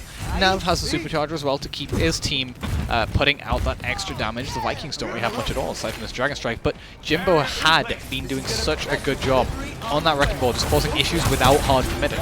Now he is on the Sigma, though, so we'll see how he makes this pick. Of course, in a big ultimate charge disparity here, Barnyard already has that flux online ready to go. There's the Dragon. Disclosure jumps right into it. Late sound barrier might be able to keep them alive through this, but of course, once that's dissipated, well, there's the flux. Mazblake finds one. Wallaby's going to get Nab as well. Is this going to be enough with Bovis getting the kill onto Steve at the back end of the fight? Vikings finally able to put up some resistance as we reach point 3. It just feels like the Vikings are so much better at winning out fights without ultimates, even when they're at such a heavy disadvantage, like they were in that previous fight. Wallaby just uses one ultimate and wins out that fight, and that is huge. Now Bovis has had time to build up that sound barrier, and he can probably save it for Barnyard's flux, but Steve is going to have this coalescence, and he's had so much value from them so far. Well, so does Hogu, though, and Hogu has actually been very, very good at putting these in just the right place to get the kills to win out the team fight. Hulk groups all of the Pirates together, but there's no follow-up damage for it just yet. Well, Hogu having to pile almost all of that into just keeping fives alive, now can divert a little bit of that into trying to get a kill. Nothing out of it so far. The Mazblake's going to go down to Lukey Boy out Snape. Wow, Lukey Boy throwing in the Blizzard as well. Wants to get the team fight, but it looks like nothing happened out of that Blizzard. Nobody caught in it. But that Blizzard did cut off from the rest of the team there. It did force... It basically meant that the side of fives just couldn't actually move further back. If he went backwards, he would be in the Blizzard. If he went forwards, he would be in the enemy team. Between a rock and a hard place, they do know where I Don't Want to Be You is now, but he's... Oh, he's going to be dropping down that Death Blossom. Well, Wallaby's not quite got it there. Jimbo, with the flux, doesn't really find much, and I Don't Want to Be You is going to find 2 with the Death Blossom. One out from Mazblake, but it's not looking good. The numbers definitely there for Pirates. Vikings having to swap over onto Speed Heroes, and not speedy enough. 1 minute, 51 seconds left in the time bank for Pirates, who are now looking a lot stronger than we saw them in the previous rounds. Definitely a much more convincing performance coming out from the Pirates then. I was surprised they didn't try and do anything to I Don't Want to Be You. I guess they thought that maybe when they scouted him out he would drop, but he didn't. That was a very careless move from the Vikings to try and approach under that Death Blossom. I mean, it always makes me wonder, was that perhaps a communication error? Was it just that only from our point of view we could see that Reaper perched up there? Mazblake hadn't noticed. You know, one of many hundreds of questions about the decisions that come up over a game like this that we don't have the answers to, but just seem like such an obvious misread. But now the Vikings are in do-or-die situation. They have to complete this map, and they have to, you know, to maybe swing momentum back in their favor, they have to set a good time bank, a better time bank than pretty much 2 minutes from the Pirates. So you have to be hoping the Vikings can pull something out here. They have to find something deeper. They have to dig further down than they have throughout the entire series so far, which is saying a lot considering how much they have pulled out. And I think they seem to think that the answer is in Mazblake's Hanzo. I was going to say Mazblake currently looking like they're going to be showing the Hanzo. Do we think that's been enough for them so far? It's been an interesting one. I feel like he has been quite an integral part of their success so far on that Hanzo. He's had a great showing on it. But I feel like against what the Pirates are running right now, that Bastion composition... Sorry, just chuckling at the, oh, thank you, Baptiste. But yeah, I Don't Want to Be You back on that Bastion. Lukey Boy on the May as well, so that's going to really cause problems if Jimbo wants to play that Wrecking Ball as well, which has been their answer to Bastion so far. So they're trying to adapt, and they're finally adapting to what the Vikings have been doing. Oh, that was a nice combo into the Rock and the Holt. So far, of course, lots of free progress for the Vikings. It's only as they round this corner that's going to start to become a problem. But I love this play, honestly, for the Vikings. We're just going to crouch behind the payload. Wow, nice moving May wall there. Buys them a little bit more additional shooting. And so far, not a lot of damage done there for the Pirates. This composition relies on getting the damage out quickly. Mazblake's going to get the Immortality Field down. Wallaby looking for a bit of a reposition. The Holt not quite good enough to knock them off the high ground just yet. Steve's going to fall down early in the fight, and so far, no contest coming out from the Pirates. Finally going to see something coming up, but Bovis is able to get in and somehow find I Don't Want to Be You. Pirates, what was that? Vikings just walking it in with zero effort. That was so good from the Vikings there, in my personal opinion, because they forced the Pirates to move, and that's the last thing you want to be doing on that Bastion. And because of that, as you mentioned, they couldn't get the damage down to build any of that ultimate, or even just burn through the shields. They got none of it. And once that Immortality field was down, we do see a May 1v1 happening on that rooftop there, but they just weren't able to get any value, and once they lost that Immortality field, it was free for the Vikings to just keep chunking them down. Lukey boy almost able to find Wallaby there, but luckily that experimental barrier from Jimbo doing a lot of work. Jimbo, speaking of which, will have the Gravitic Flux ready to go, would maybe like full health in order to do it. Experimental barrier now down for Jimbo, gonna have to wait a while for that to recharge. Out comes the Gravitic Flux, didn't... Jimbo just had to get out of dodge. They took so much damage so quickly. Hogu's able to get the opening pick of it. Finds Lukey Boy with the Coalescence, looking for a second. Not able to find it, but now full DPS. Moira, Barnyard. Not quick enough. Wallaby able to find two with a bit of help there from 5. And the Holt. Barnyard, big mistake there. Hogu and Wallaby really opening this team fight up for the Vikings. You know, I was ready to say that looked like a lost effort for the Vikings, but they've really shown up here. Yeah, they definitely pulled it back, and they have not been stopped on this offense so far. I really didn't like that flux from Barnyard there. And if we have to find a positive, it's that they get out the... They get out the beat, but they couldn't. I don't think they could get back. I think that fight was in such an awkward position that they couldn't actually make it back to the point. And look, Vikings have ults for days here. They've got the Dragon, they've got the Blizzard, they've got the Supercharger for the reset. This is looking difficult for the Pirates. Wallaby's getting the opener. I don't want to be you. Caught out of position. A massive opener. They have used the Dragon, but they're just using it to buy space. Nav backing up. Bovis and 5s managing to find 2. Nav is going to get, well, has a lot of support. He's going to get taken down by Massplay. Vikings just unstoppable at this point, and they still have the Blizzard, the Supercharger, and the Coalescence. You're fine investing the Dragon Strike there, because it's the only ultimate you use. You have that Coalescence now, and Wallaby can stuff this at the spawn. 5s also has the Supercharger as well, but Disclosure could answer all of this with that all-important sound barrier. But where's the contest? Out comes the Supercharger from Nav 5 so far, not used the answering. Bovis finding I don't want to be you. Out comes the Blizzard. Steve frozen up will find Wallaby. Lukey's going to find Hogo here as well, but Mazplay still alive and in the fight, trading back and forth. Nav down to double-digit health, taken out, and another Dragon, but I don't want to be you. Finally, with the Death Blossom, has managed to stop the Vikings in their tracks. 2.8 meters was all I don't want to be you had.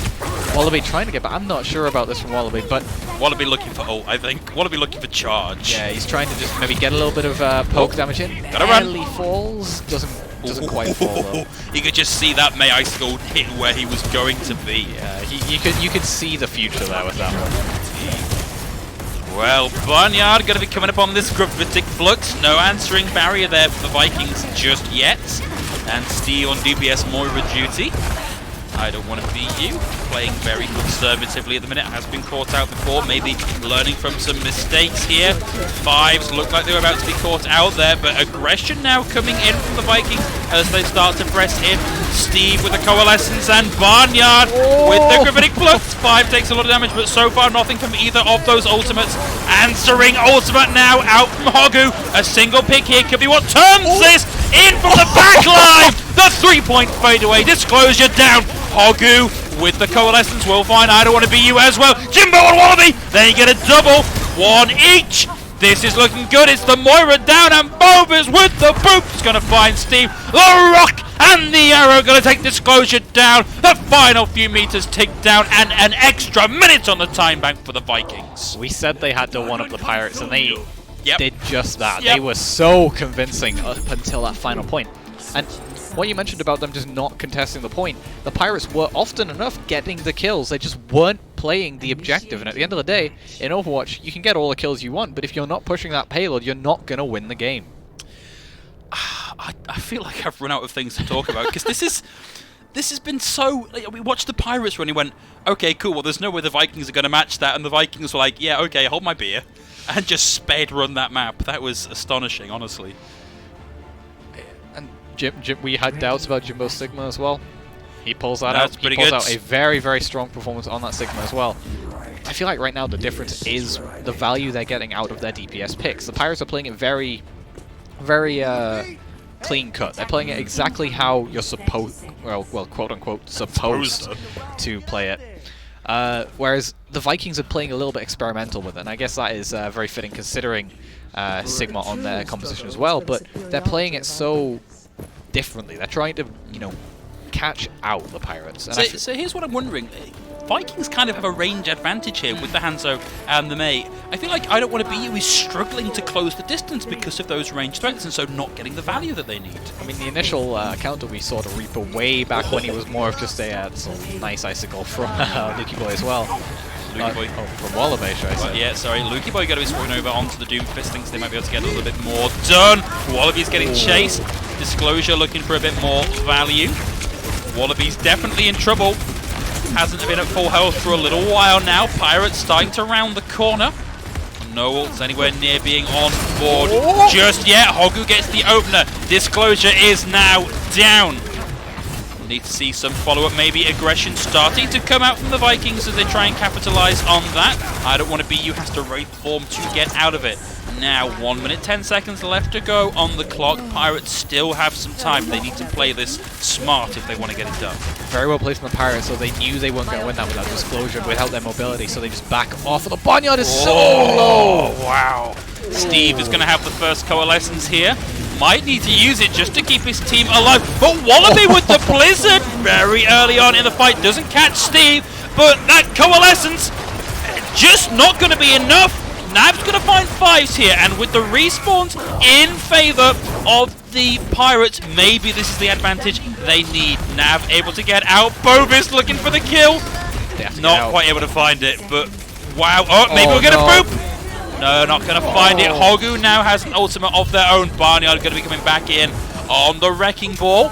Oh, Bovis finds Disclosure, and with 20 seconds left to go on the point, Pirates can't afford to take a 5v6, or frankly, Nav, a rock and an icicle to the head. This is looking dire for Pirates. They had to get out when they had to pick on the fives, and they didn't. They have that Mei wall. Well, there's going to be the Doomfist taken out of the equation. Hogu now with the coalescence into the freeze, secures the kill onto I Don't Want to Be You. Dragon from Mazblake to round out the fight. Bovis with a kill on the end there. Nav with a valiant effort to recontest. That is not far to push that payload in just under 3 minutes for Vikings. And that's where you expect the veteran presence of the Pirates being in that higher SR range. They have that pick onto the enemy main tank. At that point, you have a win condition for the next fight. You back off, you reset, and you have the spawn advantage. But instead, they try and push it. They try and invest into a lost fight. They keep kicking and kicking down that dead horse. I believe Kicking down that dead horse. Yeah, that sounds about right to me. Yeah, I'm not very good with my my sayings, but we'll roll with it. But they kept on putting so many eggs into that basket that was already broken, and they just kept on investing into that fight. Any more metaphors you want to throw into that sentence?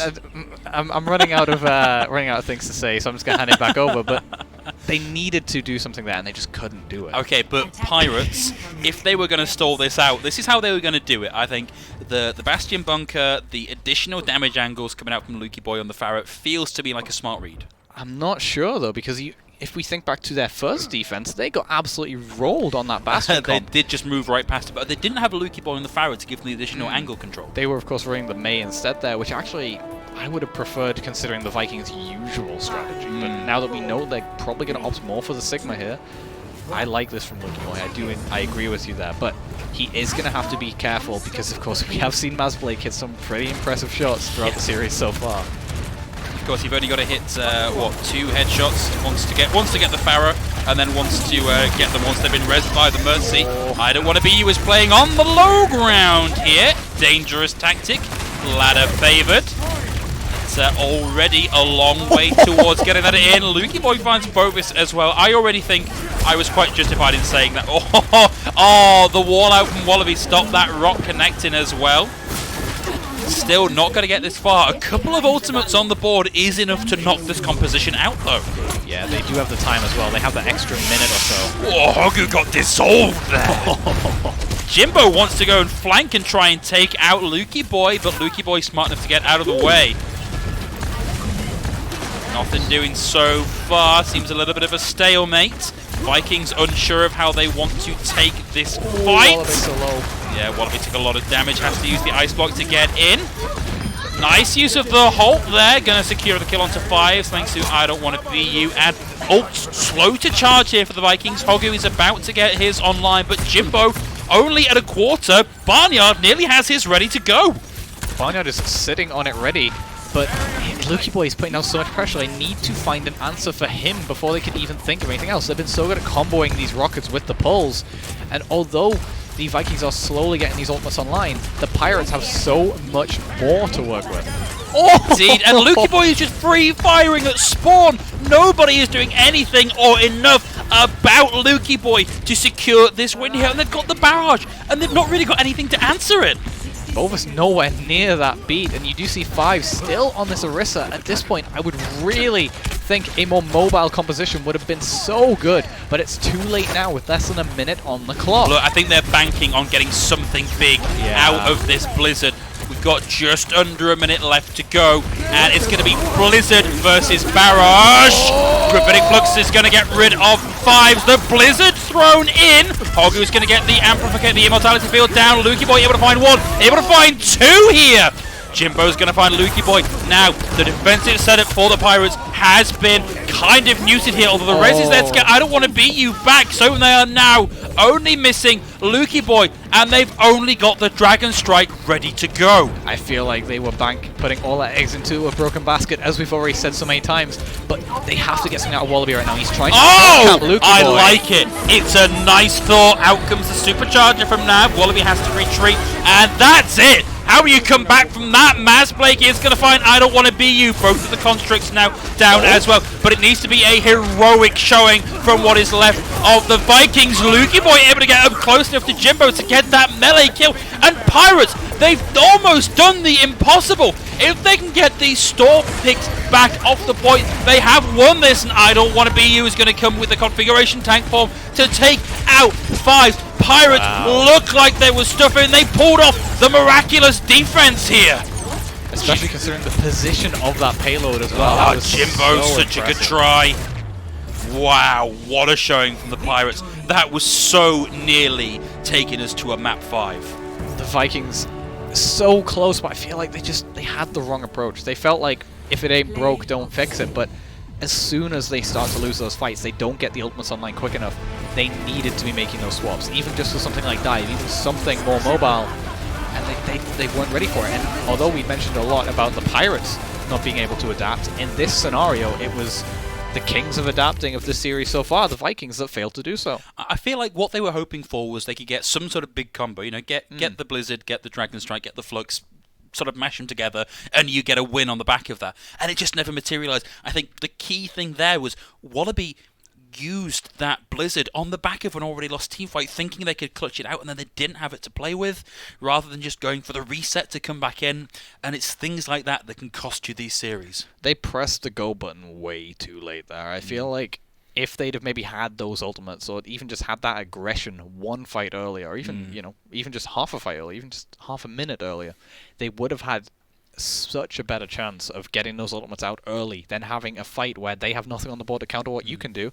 So then you can throw everything into it, but instead they threw everything into a fight that was already lost, and I feel like that was the final nail in the coffin, considering that was a very breakable defense if you just take a step back and play it calmly. Well, look, they've got a week now to review that VOD and look forward to getting themselves, because both teams are, of course, moving through into the playoff bracket. That was more or less for seeding. So we are going to be seeing those teams again, and you know, I'd love to see them come up against each other again, because that was honestly a really great series. So Guardians and Saints coming up next. You've got a lot to live up to show us something the caliber of what we've just seen, and we're going to throw to a short break, and when we come back we will bring you the second of today's games.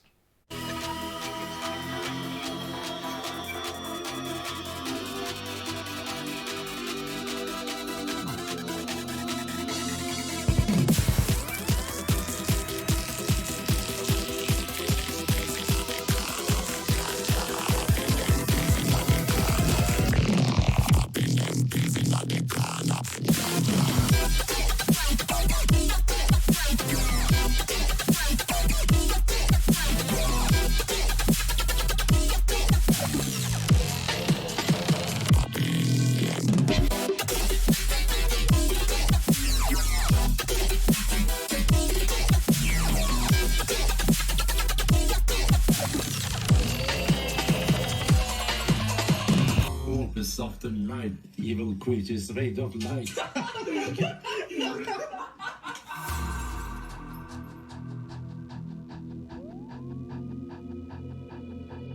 We will discover in the end that our worst foe lies within.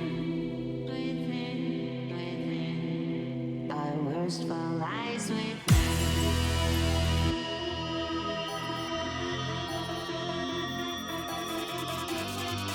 Our worst foe lies within.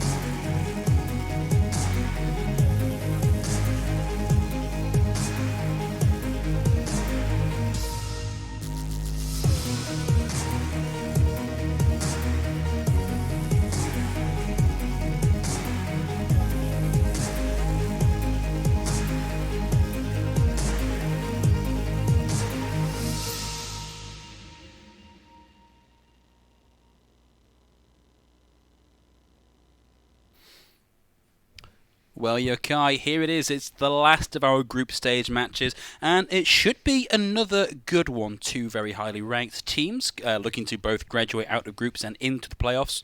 Saints here have something to prove, though. So, it's been 2 seasons now since Saints were last our champions, and they're coming back into this with the roster very similar to what we've seen them use before to win through. So Chimpy back on the roster, Curio back on the roster. So this could be their season, but I feel like their competition has leveled up significantly in the past couple of seasons. Especially considering how dominant we've seen the Spartans be since since that initial win for the Saints. But coming up against a Guardians roster here, which they've been pretty impressive, I would say, especially considering that I have personal bias towards this team from the similar neck of the woods as I am, and even considering the last matchup wasn't exactly a big gap in SR range, this matchup is even closer, with being less than 100 SR difference between them. Indeed, and I think from what I know from both of these teams, we can expect quite a high level of play. Saints in particular, I don't want to give over like I've got some sort of bias to them because I know a little bit about the team, but they are definitely a contender here, and I'm looking forward to seeing whether the Guardians can challenge them. But let's have a look at who we can expect to be playing today. And it is going to be, I would like to say, matchup of the regular season for that we've seen, even though it is going to be tough to follow up that matchup between the Vikings and the Pirates we just saw. It is. It's a big ask. So I've got to say, I unfortunately not that familiar with a lot of the players on the side of the Guardians. Any personal knowledge of these players? Well, I do have knowledge specifically of Hiver, or Hiver, if you talk in French. French for winter. French for winter, yeah. Is, at least when I knew him, an off-tank player. Not sure if he's still going to be going by that. And Major, also. I don't quite know him in terms of a player, but I do know him very well personally on Discord and Twitter. I know we are, I believe, mutual followers of each other, so also very well aware of that name as well. But outside of that, I surprisingly don't know my hometown boys. Well, this is going to be your chance to get to know them. And of course, the Saints, this is a very familiar lineup. In particular, one of the names that stands out here is McMagic Marvin. Do you know the reason it stands out? It is very hard to say at speed. So when you're trying to say that McMagic Marv has done something incredibly impressive, it gets a little bit tricky, but this is a very tried and tested roster. Chimpy, very good off-tank. Curio, in previous metas, Zenyatta and an Ana player. Not expected to see that much out of them from that particular pairing today. We did see Disclosure pull out the Ana a bit in those Bastion compositions in the previous series. True, but Curio, a very intelligent player. I expect to be playing whatever the most effective pick is for their matchup.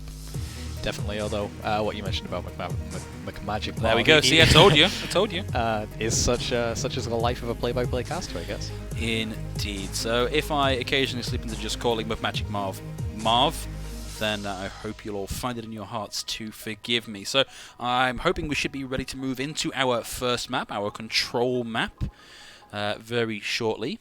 I also have a feeling that you're going to have a fun time saying, I believe it was XYBR. Oh, God. Is that not Zyber? Cyber? Well, look, here's the thing. If you have a difficult name to pronounce, you just might not get spoken about on stream. That's the harsh reality of it, I'm afraid. You either sacrifice pronunciation or airtime. Yeah, you can have one. You can't have the other. Yeah, we should be going through to our game very shortly. Again, not a lot of screen time for the Guardians so far, so not sure yet whether we're going to be seeing them as a meta team or an off-meta team. And, if this is what we're going to be seeing coming out of them, if this is what they leave the spawn with, I'd be very surprised. In fact, I think both of these teams, this is their first time on the air this season, so both very new to us, especially in this season, although, like Phil mentioned, if you return names to the States, but so far, pretty much the meta coming out on both sides, capturing that Reaper as well. Yeah, Guardians, though, support only, now going to be playing on the Hanzo. Whoa, that was a nice little pull there. A lot of damage came through onto Lynx, but it's going to be Might finding the only pick with M4Jago now, but they lose Lynx, crucially, on the side of the Saints. With that main tank down, it becomes a lot harder to keep yourself alive in the fight. Nyx is going to find Arc. Support only trades out with Chimpy now with the DPS roll going down. But Magic Marv and Nyx quick to fall down. Guardians look like they're going to take first possession of the point. I didn't notice, but I'm super surprised to see Chimpy now playing the Doomfist, previously a D.Va player. Oh, so I guess that might be something with that Sigma role coming back into it. We've mentioned this a lot about teams maybe having a little bit of a role shift due to this meta, due to that Sigma being a lot more of a projectile-based hero than some of the other tanks we've seen in the game. Curio nearing that first coalescence that we've seen of him so far, but support only also not too far from that Dragon Strike either, so could well catch him in rotation if he can hit a few well-placed arrows here. Well, in comes the aggression. It's going to be Curio starting off with that Coalescence. The answering Dragon out from support only, not finding anything, but Scrub with the answering Coalescence is going to find the Arc support only, still looking to try and round out the fight. Struggling a little bit to get picks around the constantly moving shield, but Saints already on the back foot. Not likely to win this fight, maybe just trying to generate as much ultimate charge as they can before this fight is done and dusted. No, I think they can turn this back. They have both tanks off the field for the Guardians. Well, this is true, thank you. I hadn't quite noticed that, but Nyx and Mia able to get one, Hiver and Tap both down. Support only is able to find Chimpy, but Magic Marv, ducking and diving around the shield, has spotted that there is, of course, a stalling Hanzo on top of the drum. Nyx with the TP to knock him down. And that is going to be the Saints taking control of this point. They do have a few ultimates on the board as well, not having to use anything so far. Support only nearing that Dragon Strike of his own, though, but so far they are going to be able to hold deep due to these ultimates on the table. Sound Barrier nearing, that Coalescence, as well as that all-important Death Blossom that we've seen get so much value so far this season. Lynx took a big chunk of damage in the rear end as they backed out there, and support only finds Curio, who had that ultimate online ready to go. If uses the Gravitic Flux, the Sound Barrier out from Mia as well. The Gravitic Flux from Marv finds 3! Magic Marv, you can get your full name for that one, my friend. Comes up with some magnificent Sigma play there. And they did have to use a lot, though. Looking at the ultimates, they had to use 4 in that fight, but I guess maybe Curio going down early was a little bit of a blessing because he does still have the Coalescence, and combining that with the Supercharger could be huge. But the Guardians have a lot on the table here. They have one of the DPS ults, they have that Coalescence for sustain, and they also have that all-important Supercharger to build up the rest of those. Well, support only is going to throw that in. The Holt is there to grab them together, but it wasn't enough. Support only goes down to the Magic Marv, and now Scrub from the high ground, looking to beam down to target and keep his tank alive. Lots of damage being thrown into Arc, and the support just not there to keep them in the fight as Mir secures the kill. Scrub going to try and keep them alive through that, and a nice right click through from Chimpy. He's going to help secure a kill onto Tap and M4J, and will be coming out of that fight with most of the ultimate to show for it. Chimpy, of course, being very brave there. Usually you don't really want to go face-to-face with a Reaper due to your big hitbox, but manages to get the kill in the end of the day, and he does have that Meteor Strike like you mentioned. Marv also approaching that Flux as well, but Arc does have this Supercharger, and combined with Hiver's Flux, that could be huge. But we've got one fight left to go here, and whoa, they just disapparate! Melee kill, 2 for 1 for Magic Marv there. Tap's going to find Lynx, but gets booped out of the way! Wow, what a set of plays. Nyx is going to be coming up on the Death Blossom now as well, but might not need it as we hit 99 to 58, and the contest fails. Whoa, no, we did get it in. Actually, we saw the Lucia manage to land onto the point. M4J did not survive long. Saints holding on to the point. Take us to 1-0 on control.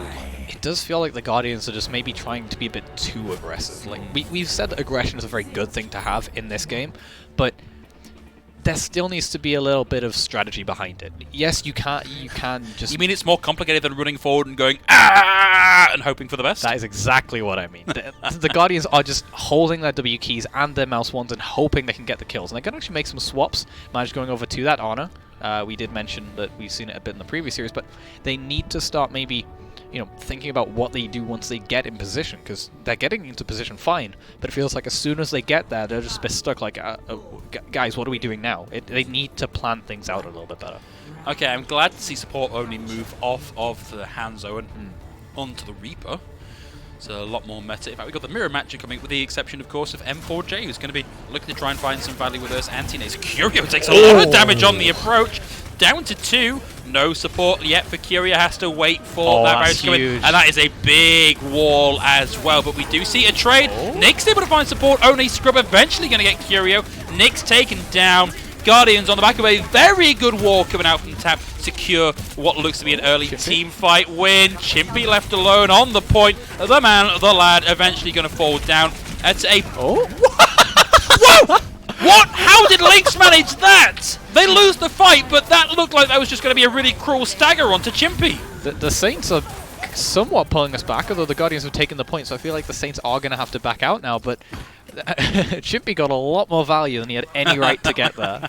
I'm amazed Chimpy got out of that. Chimpy got down to like 2 health, and somehow Lynx helped them out with a kill. That lifesteal is so important, but Scrub does now have the Coalescence on the table. Curio not too far from it, but there is a clear leader in that battle.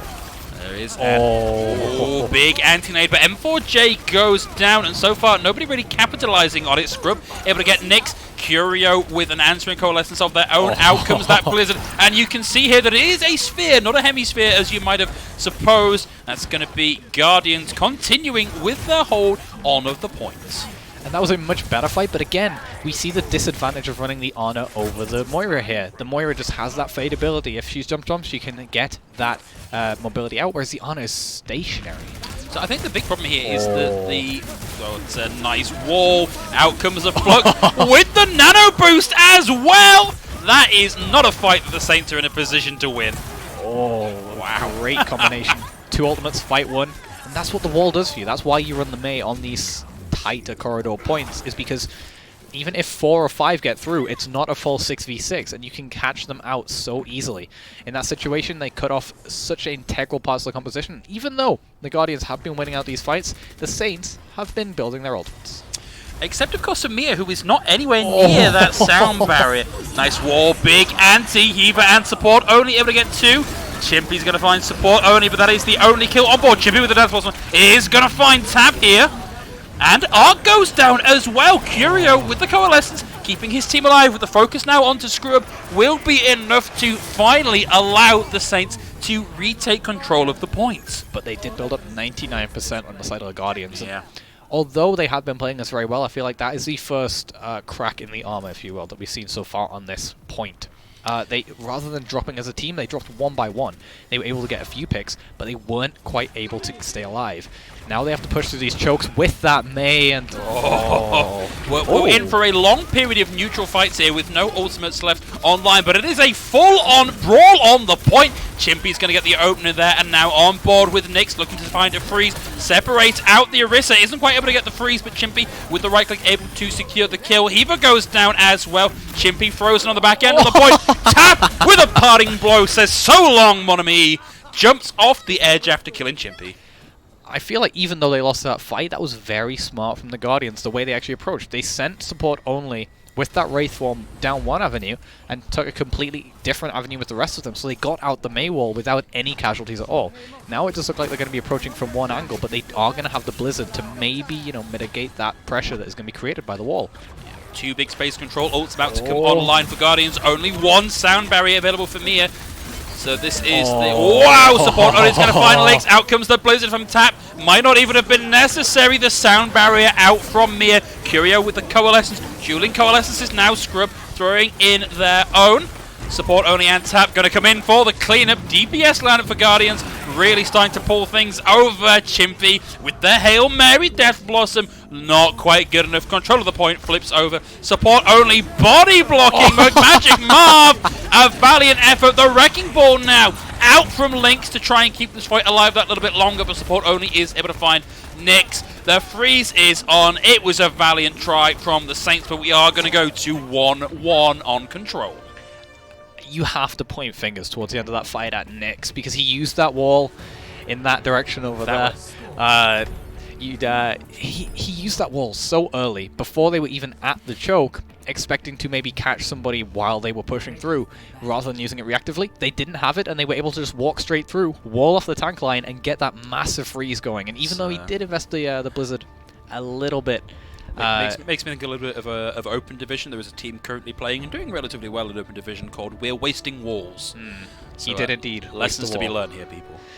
Maybe learned from said team. But heading into this matchup, I feel like is going to be more of what we saw in the first match. We need to be expecting more of these flanking angles come out. We saw it come into play in our previous series, and right now, support only, looking to put it into play yet again with that Pharah pick. This Pharah is such a threat, but it's a good read from Chimpy already. The McCree, maybe not the most effective counter pick, but certainly going to put pressure onto support only, provided they can get in the right position. But look how grouped they are, look how much damage is coming in. The splash out from that rocket is going to find Curio. Chimpy looking to find some value with it. Nyx and Mia turning up, though. Doesn't need Chimpy to get this done. Tap's going to get the better of Nyx, but low health will fall to McMagic Marv, and Chimpy looking to finally get that kill. Gets the double with support only, then 4J going down. Magic Marv currently in control of the point. That was so smart from the Saints. They recognized that even though they do have a Pharah, that means they have less ground pressure, and immediately Guardians are going to recognize that they know,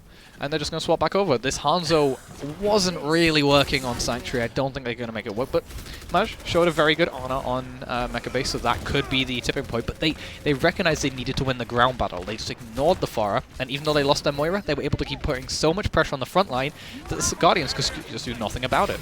Oh, nice little pull there to get them in, and M4J able to really capitalize on that and get Curio out of the fight. So 5v6, we're not very much invested. Tap able to find Chimpy now as well. Here they are on the point, getting very close to having that ultimate ready to go, and that is an absolute clinic from the Guardians. Clean as you like. That swap was so well executed from them. The Curio does now have the Coalescence on his side, and Scrub did end up using that very late, so actually not going to have any charge towards that. Tap near enough that Death Blossom. Feel like he'll get that with 1 or 2 good shots. But on the Saints, they have a lot approaching. They don't have much right now, but give it 1 or 2 good shots from each of them, and they should have those online as the fight begins. Curio desperately, hungrily looking to try and find a target up on the high ground. Has to suspect that there is somebody up there, and Tap is very close to having this ultimate, so might be a little bit of a read on that already.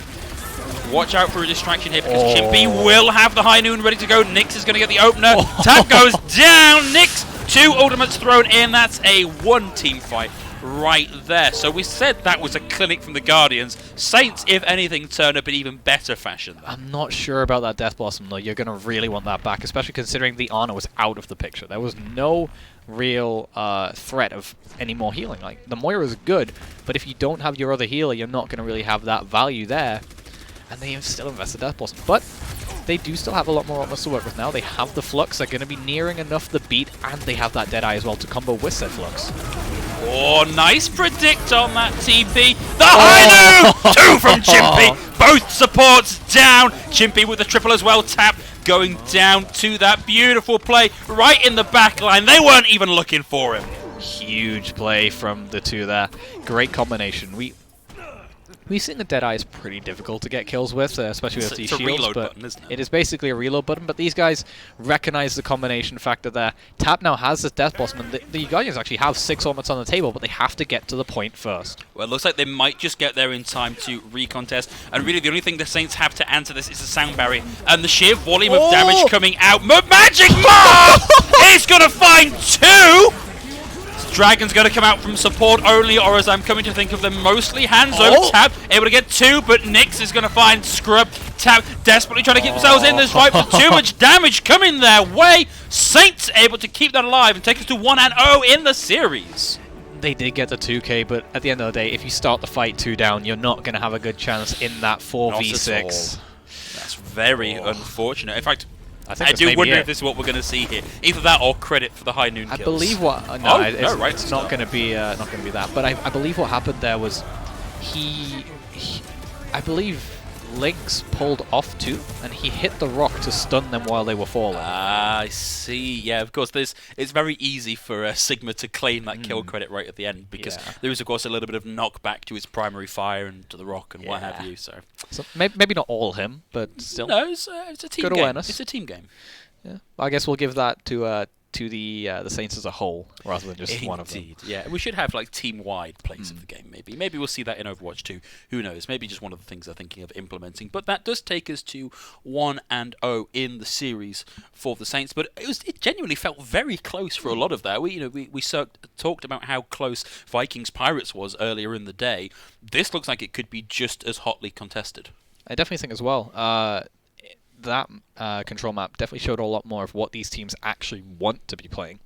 Because we saw a lot more of the enclosed style really favoring the Guardians when you look at Mecha Base, whereas looking at the more open maps where you see the likes of Downtown and Sanctuary, where you see the side of the Saints getting much more value on those picks. So it has to be telling that as we head into these more enclosed maps, maybe the Guardians will take advantage of those, and when you have wide open skylines and massive open areas of space, the Saints will have to be taking it there.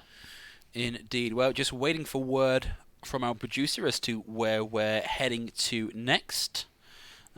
Believe it should be our hybrid map next. I believe so. Oh, hang on. 1 second. Okay.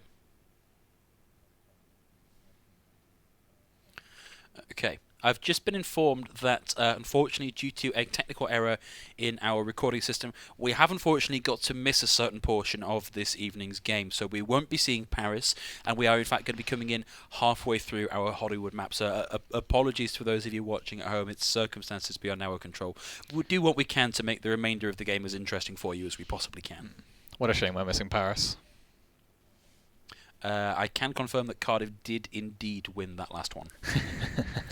Thank you. It must be very strange to viewers who can only hear one half of this conversation. I think that maybe for the next season we implement a thing where I can press a button and we just bring in the producer feed as well, so I don't look quite so crazy talking to these voices in my head. Bit like Overwatch League mic check. Yeah, that'd be great. Let's do that. Producer check. Okay, so I can inform you that the Guardians did take our 2CP map, which was Paris.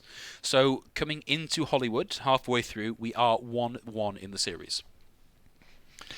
And that's definitely where you want to be when you come back from something like that. You want to be on an even playing field, especially considering the first control map was such an even field. Of course, it's sad not to see Paris, but at the same time, I feel like to a lot of Overwatch players, if we were going to miss any map, yeah, it's got to be Paris. It would be Paris. So. Let's miss Paris. Let's miss Horizon, Luna Connolly. Everything else can stay. I mean, of all maps, of course, 2CP. Probably the least favoured in the game. I think a lot of people are very much looking forward to the addition of Push when Overwatch 2 eventually rolls around, just to give us something that isn't 2CP. Yeah, maybe we can have a 4-map series without those endless maps. Yeah, draw Nubis. It does make me wonder, so everybody currently very happy that we have this limited map pool for the current competitive season. So, oh, great, we don't have to play Paris. Guys, I've got news for you. There aren't that many control maps. Guess what we're going to be seeing a lot of next season? Paris. Oh no, maybe they'll use this downtime to give us a little bit of a change in approach. They fixed Icon Wall. They went a long way to fixing Horizon Luna Colony. I actually don't think it's as bad as people make out it is. There are there's 3 possible paths you can take to try and cap Horizon Luna Colony. If they can bring Paris in line with that, I think everyone will be very happy. But we are now ready to bring you in halfway through Hollywood. We'll try our best to highlight where we're going with this. So, obviously, we've had the Saints' offensive run down already, and they managed to cap all 3 here. So, coming in on the offensive push for the Guardians, let's see what they can make happen. And this is quite what we probably expect from the Saints, really. We've said that when it's a more open space, you have these this very wide open skyline. Sorry, just to jump in, apologies, we've just noticed that the team names are actually swapped around, so we should note here that, of course, that was the Guardians' offensive push, where they capped all 3 with no time back. We are going to be seeing the Saints' offensive push. Please bear with us whilst the graphics update. I mean, even then, the Guardians can still be expected to be like this, where they maybe struggle on the more open map, and then when you get into the 3rd point, where it's more enclosed, the exact opposite of what we would expect from the Saints, but still pretty much having probably a similar result. But the Saints, the Guardians, still throwing me off on defense here, opting for the McCree, which we've seen from Chimpy, but not yet from the Guardians. It just made me wonder if on that previous offensive round we somehow saw a lot of Pharaoh play coming out from the Saints, maybe? Maybe it was the Guardians that ran that in Busan, so they may have tried to one-up them. Yeah, quite possible. Chimpy going for the TP, does get up onto the high ground, manages to bait the flash as well. Tap's going to get the kill onto Chimpy, and now Magic Marv looking for a kill. Will throw in the kinetic grasp, doesn't get a huge amount of shielding out of it. And actually, nice ability to rubber band back there. Tap doing a lot to apply pressure from the back. And that's going to make it very hard for Chimpy to do what he's been doing so far this series, which is or what him and Nyx have been doing this series, should I say, which is just teleport in the backline and cause trouble for the healers. That flashbang is now on the table. Yeah, Curio with a very early coalescence here is going to provide a lot of pressure and give a lot of cover for the rest of his team to get in and start pouring in damage. They lose Arc, but trade out Nyx. Curio now back into healing mode, has to represent back up onto the stairs. Chimpy's going to get hit by that rock. Support only, and Tap able to get 2 there. Chimpy still looking for ult charge. Support only currently about level. And in fact, winning that fight will be coming in ready with that Death Blossom sometime in the next fight. And Maj also has that sound barrier as well, so he can very easily negate that flux that is approaching for Marv. But Maya has a sound barrier of their own. Hiva, of course, also approaching the flux. And like you mentioned, the Death Blossom very nearly on the table. But this Death Blossom is really what I'm looking to see here. Can he find an angle from the high ground, or even just cause a bit of pressure for him? Oh, nice wall out from Nyx. Knew they were up there, but of course hasn't quite managed to do that. And Tap's going to get a double, even through the sound barrier. Oh, sorry, Guardians had that sound barrier. The support there to allow Tap to get that. Support only is going to find Mug Magic Marv. Chimpy gets 1, but it's not going to be enough. And support only, hungry for that final kill. Doesn't even need the ult charge, just wants the kill. And Tap able to get that value out of the Deadeye, which is very hard to do against 2 shields. You know, yeah, it does need that line of sight. But 2 very important picks there, able for them to just win that fight with just the 2 ultimates, the Sound Barrier and the Death Blossom. 4 on the table for the Guardians, but 6 for the Saints right now. Magic Marv has the flux. Looks like they got a couple. The sound barrier now out, and Curio doing a lot for the team now. Is going to find 2. Lynx has the supercharger in already. The supercharger has been used, and this looks like it might finally be a fight win for the Saints. Took them a while to get it going, but that's the familiar ringing of the team kill bell. Though that first point is always the hardest one to break. Once you get that payload moving, it's much easier to keep it moving.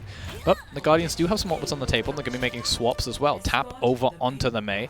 But on the other side, you do see that now not really much there. Only really that that Blizzard on the table, and not really much else on the field at all. But the same is broadly true for the Guardians, who only have the Flux ready to go. You know, they've used everything to try and keep that defense going. And they don't really have anything to match the Flux either on the side of the Saints, so this could actually be great for the Guardians right now. Well, that's the Flux out from here. Looking to try and find something with it. Doesn't find anything just yet. A lot of body damage in means support only can find Curio. Nyx, unfortunately, taken out by Tap. And Tap on a tear, actually. Trying to find at least 1 more. Chimpy and Magic Marv pushing back for now, but the numbers are not in their favor to round this out. Tap still on the payload, but there's a lot happening in terms of the Saints right now. Doesn't seem like they're going to close it out, but the support duo on the payload right now. Support's not wanting to be counted out of this fight just yet. Scrub about to, in fact, just has got that coalescence online, ready to go, but the Saints have rubber banded back in, but Maya goes down. You cannot underestimate the damage that a high accuracy Mei can do with those right clicks. The Saints are going to back off straight off that because they have no mobility right now. They can't risk going deeper and burning even more time off the clock, especially considering they could well end this map early if they get a good time back here. So just backing off. They have a few ultimates on the board, the coalescence to keep them up.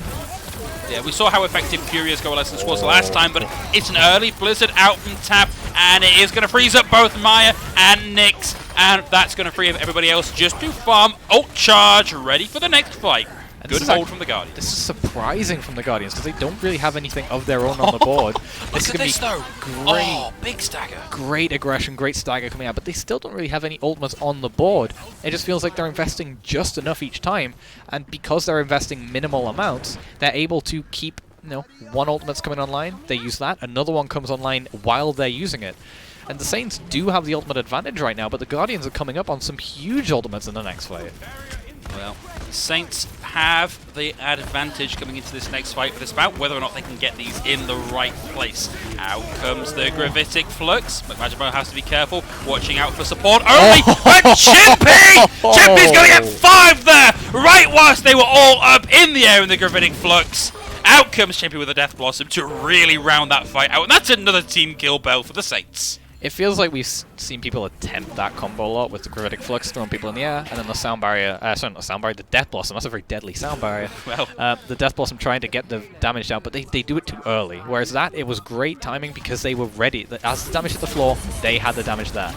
Well, Chimpy TPs into the back, takes a lot of damage, has to Wraith Form back out. And of course, that's going to be the supercharger there, but support only has the death bomb for themselves, uses it to find 3, now looking to find a little bit more, and the Gravitic Flux! We saw that combo done the other way around. Death Blossom first, then Gravitic Flux from the Guardians. And that's what it is. The damage comes in from one, the other just mitigates all the healing you have there. So you really, to survive that without really a sound barrier, you need it to be perfectly or unperfectly timed from the enemy. Nyx nearing that Blizzard, but Tap is also going to match that as well, and Maya going to be ahead in the sound barrier race. So Maya's going to have to do a lot of healing or damage to get this online before that Blizzard can come through. Well, it's going to be tricky, and of course, 20 seconds left, less than 20 seconds left on the clock for the Saints. They need to get something big here, and so far they've clutched out 2 team fights in a row. Out comes Nyx's Blizzard. We have seen the freeze come through on a couple of targets. Tap now in the back looking to find something, and this is looking like it's going to go the way of the Guardians. Nobody left alive for the Saints. Guardians are going to take the hybrid map 3 points to 1 with a team kill bell to round it out. Something I want to highlight as well that these Mei players are really neglecting is the fact that Sigma can still eat these ultimates. It feels like so far we've seen a lot of Meis just throwing them in the center of the team. It is a lot more of a skill shot than the DM that we see from the Diva, but it's absolutely possible. I know it's happened to me more times than I care to admit. But they're not even really respecting that fact of being there. This is huge from Chimpy, though. Great positioning, great timing. Sees that there's not really anything on the field to actually counteract it. I've very fond memories of getting very loud and very excited from a Chimpy 6k Diva Bomb. And it's nice that I can continue that tradition with Chimpy 6k Death Blossoms as well. So yeah, some things don't change. I bet it's weird with it being a Death Blossom, a DPS ult, instead of that Diva Bomb. Look, I just like excitement, and I like big ults, and that's what we're getting from Chimpy, so I'm very happy about that. Big energetic Phil. That is me, big energetic Phil. So we have at least one more map for you coming up. We are just sorting out graphics, so please bear with us a second. So this is match point now. If the Guardians win this next one, they are going to take us to 3-1 in the series. But it's great that we've not had 3-0 series so far today. Yeah, especially considering, like we mentioned, the last series was the first non-shutout series so far this season. So to have 2 of them back-to-back, it's great. It's great. But the Guardians here have a really good chance to take the better seed going into playoffs. And I feel like people may underestimate what that actually means. Of course, if you get a worse seed here, you could well face one of the tougher teams to play in the tournament, where you may want to face them later on in the playoffs, where you have a chance to prepare, practice more, in comparison to taking a top seed, where you may not necessarily have the first round off, but it's going to be a much easier matchup to have so early in a tournament. Okay, well, we should be just about ready to load into our next and possibly last game this evening as we go back into Route 66. Such a back-and-forth map earlier on this evening between the Vikings and the Pirates. 2 wipes followed by an impressive hold. So, Saints and Guardians, you've got a lot to live up to. Show us what you're made of. Support only is on a soldier. Look, every time somebody picks soldier, I get more grey hairs in my beard. Right, stop doing this to me, guys. Support only has been making some weird picks today. It's obviously been working for them because we are 2-1 in the city. Thank you. Thank you. Those grey hairs have recolored. I appreciate it. I feel like now when players pick soldier, it is just to annoy you. Genuinely would not surprise me to learn that was the case. They're aware of your hatred towards him, but I don't hate soldier. It's just a weird pick. It's like, why give yourself a handicap? Guardians are rolling out on the Mei Reaper. Saints opting for the Doomfist on Chimpy's side here over the Reaper. But Maybe a little bit more burst damage, I say. Indeed, but they're playing this as if it was a Bastion comp, Oh, opting like to this. go in very late into the fight. Scrub desperately looking to try and keep the team alive right at the extreme range. Support only's going to find Chimpy. Magic Marv going down. Curio still in the fight. They might not be able to win this, but looking to generate as much ult charge as they can. Support only saw the Lucio crouching down by the payload. Maya going to go down, and support only 70% of the way to the ultimate and charging. But we've said so many times that it's not just holding W and that's it. You need a sort of strategy to the madness, if you will. And that's what happened there. The Saints had a great idea with the aggression there, coming out with that Doomfist and wanting to play that a little faster than you would with the Mei. But rather than focusing down one target and isolating them, they just simply ran into them. Curio with the opening coalescence here. We've seen how impactful this can be. Nice hold there to group them together and rob a little bit of value. And the interrupting May wall, great, allows the freeze to come through onto a Magic Marv, but it's going to be Nyx that opens up this fight now. Saints finally looking like they're in a good defensive position here as support only goes down to Nyx, but another wall, the supercharger out from Lynx, and Chimpy with that additional bit of adrenaline in the system is going to find two, and on the chase to round out the supports. Curio got the kill credit, but it was definitely the aggression of Chimpy that really helped that out. I love that symbolism of just how Orissa's will track from Lynx there, where he just shakes the mouse and hopes it generally hits in that direction. But the Saints don't really have too many ultimates on the board right now. They're approaching the sound barrier, and they do have that flux as well. But on the Guardian side, there are 5 coming up right now. This could be a very good fight for them to take this if they just, play their cards right. Mia needs to get this final little bit of ult charge to really get this in place. But Magic Marv with the flux. We also saw the Blizzard coming out from tap. The Death Blossom there as well. Support owner's going to find 2. Finds Curio, falls to Nyx at the end, but that is going to be it. It's just Magic Marv left alone on the point, trying to stall this out for all the time that it's worth. But look at what they use. They use 4 ultimates, I believe, maybe 3. No, 4. They did indeed use 4 ultimates for that fight, which is great if you're the Saints, because you only invested 2, sorry, if your own, including the Flux as well, but 2 for 4. If my maths is right, I think that's a good trade. I would agree with that, but Hiver here with the Gravitic Flux is going to be very impactful in dictating how this team fight goes. Nyx currently hiding up here, maybe waiting for the team to come back with them, will have the Death Blossom ready to go. And with a little bit of the top up there from Curio, this can do a lot to disrupt what the Guardians are going to be doing. But look out, there's support only on the high ground, wants to come in and try and find Curio. The Gravitic Flux comes out, but Magic Marv is going to fall to support only, and so it's advantage Guardians for now, as we see support only able to find Lynx. Chimpy managing to find support only as well to get a little bit of vengeance, but it's not enough. It's too little, too late. Chimpy not doing enough to really win out that fight for the team. And the Guardians right now are doing so good. They're thinking 2 or 3 fights ahead. They're not just thinking about the current fight. They were aware that Maya used the beat in the previous fight, and Hiver just had a free flux. There was nothing they could do about it. They invested the coalescence for that extra damage. And right now the Saints have no ultimates on the table. Guardians don't quite have any just yet, but Tap is so close to this Blizzard, and especially considering his aim on this Mei so far, those 2 or 3 icicles he needs to hit are probably going to be the first 2 or 3 he fires. Lynx needs to do a lot of work here to try and get the supercharger online and rebalance this ult economy. Chimpy gets challenged there by the Reaper and has to back out of it. They're already quite low. Chimpy looking for a target. Tap on the high ground, pressured out by the Reaper, has to use the ice block, but will have the Blizzard. Down it goes. It's a good one. Looks like we're going to get at least 1 frozen, but Magic Marv goes down. Tap and Arc able to find Magic Marv and Chimpy. Curio once more with the coalescence. Support only has the Death Blossom ready to go. Doesn't look like they're going to need it. Curio down, Nyx down, Maya down, and that is going to be the Guardians. Continue to hold on Curio, doing the best that he can to stall this payload out, but there's nowhere to actually hide. The patience from the Guardians right now, though, is so good. They're not even over-investing. They're using just the right amount of ultimates every fight. Maj did use the sound barrier as well, but look, they have 4 coming up on the table if Hiver can hit a few of these orbs, if you will. Saints only really have the flux and the beat here, which is disastrous considering the Guardians have so much to throw at them. I like that Chimpy has made this swap, but it might be too little too late, and in comes support only! More than support that. DPS for days only finds Nyx with it, but opens up the door for Script to come in with the coalescence, who will now find Curio, and they've put their foot to the floor. The Guardians pressing right the way in. Saints do not have a lot of room to work with. They need to get this beat timing perfect here. Hiver basically in a mind game matchup right now with Maya, just who is going to be forced into their ultimate first. The Guardians have done such a great job of taking the space they're given and setting up flanks. That's exactly what you need, especially when you're running that Mei over the Doomfist. Oh, Rock just about missed there. Hiver with the Gravitic Flux looking for targets. The beat out from Maya looks like it was just enough to mitigate all the damage that came out of that. Nyx will have the Death Blossom ready to go. Hiver in a lot of trouble. Eats a lot of the Death Blossom, gains the shields back. Nyx able to find him there on the back end, and it looks like that might finally be a 1 fight for Saints. Fireflare kill streak on the board for Magic Marv. Script going down to Chimpy, and Saints hold on for now with a team kill of their own. But again, nothing on the table for the Saints. They're forced into using all of their available resources while the Guardians are just stocking them up. They have the Sound Barrier, they have the Blizzard again, near enough the Death Blossom, having the Coalescence. This is perfect for the Guardians right now to just turn this around and take this fight.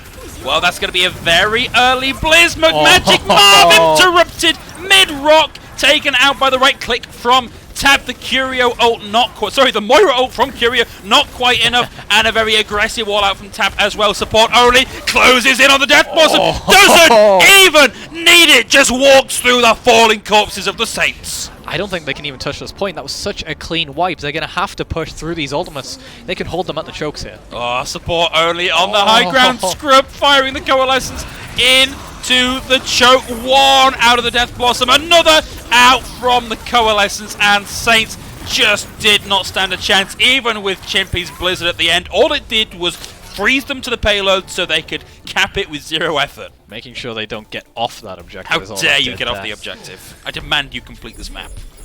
But the Guardians right now, very convincing attack. The time bank doesn't quite show what they were able to do there, but overall the Saints have to pull something out now. We said this about the Pirates and the Vikings, and they weren't able to do this. So the Saints definitely on the back foot right now. The momentum was drastically against them, and even in the regular 6v6 ultimate fights, the Guardians just had better ultimate management. So even if the Saints were winning out fights, the Guardians just came back a fight later and was like, yeah, but you don't have anything anymore. Well, this is often the way that we see these fights go, is you can win a team fight if you all press Q at the same time. But it means that you're not going to win the next fight because you can very seldom hit Q altogether 2 team fights in a row. And the team that is better controlled with how they place their ultimate is often the team that wins out overall.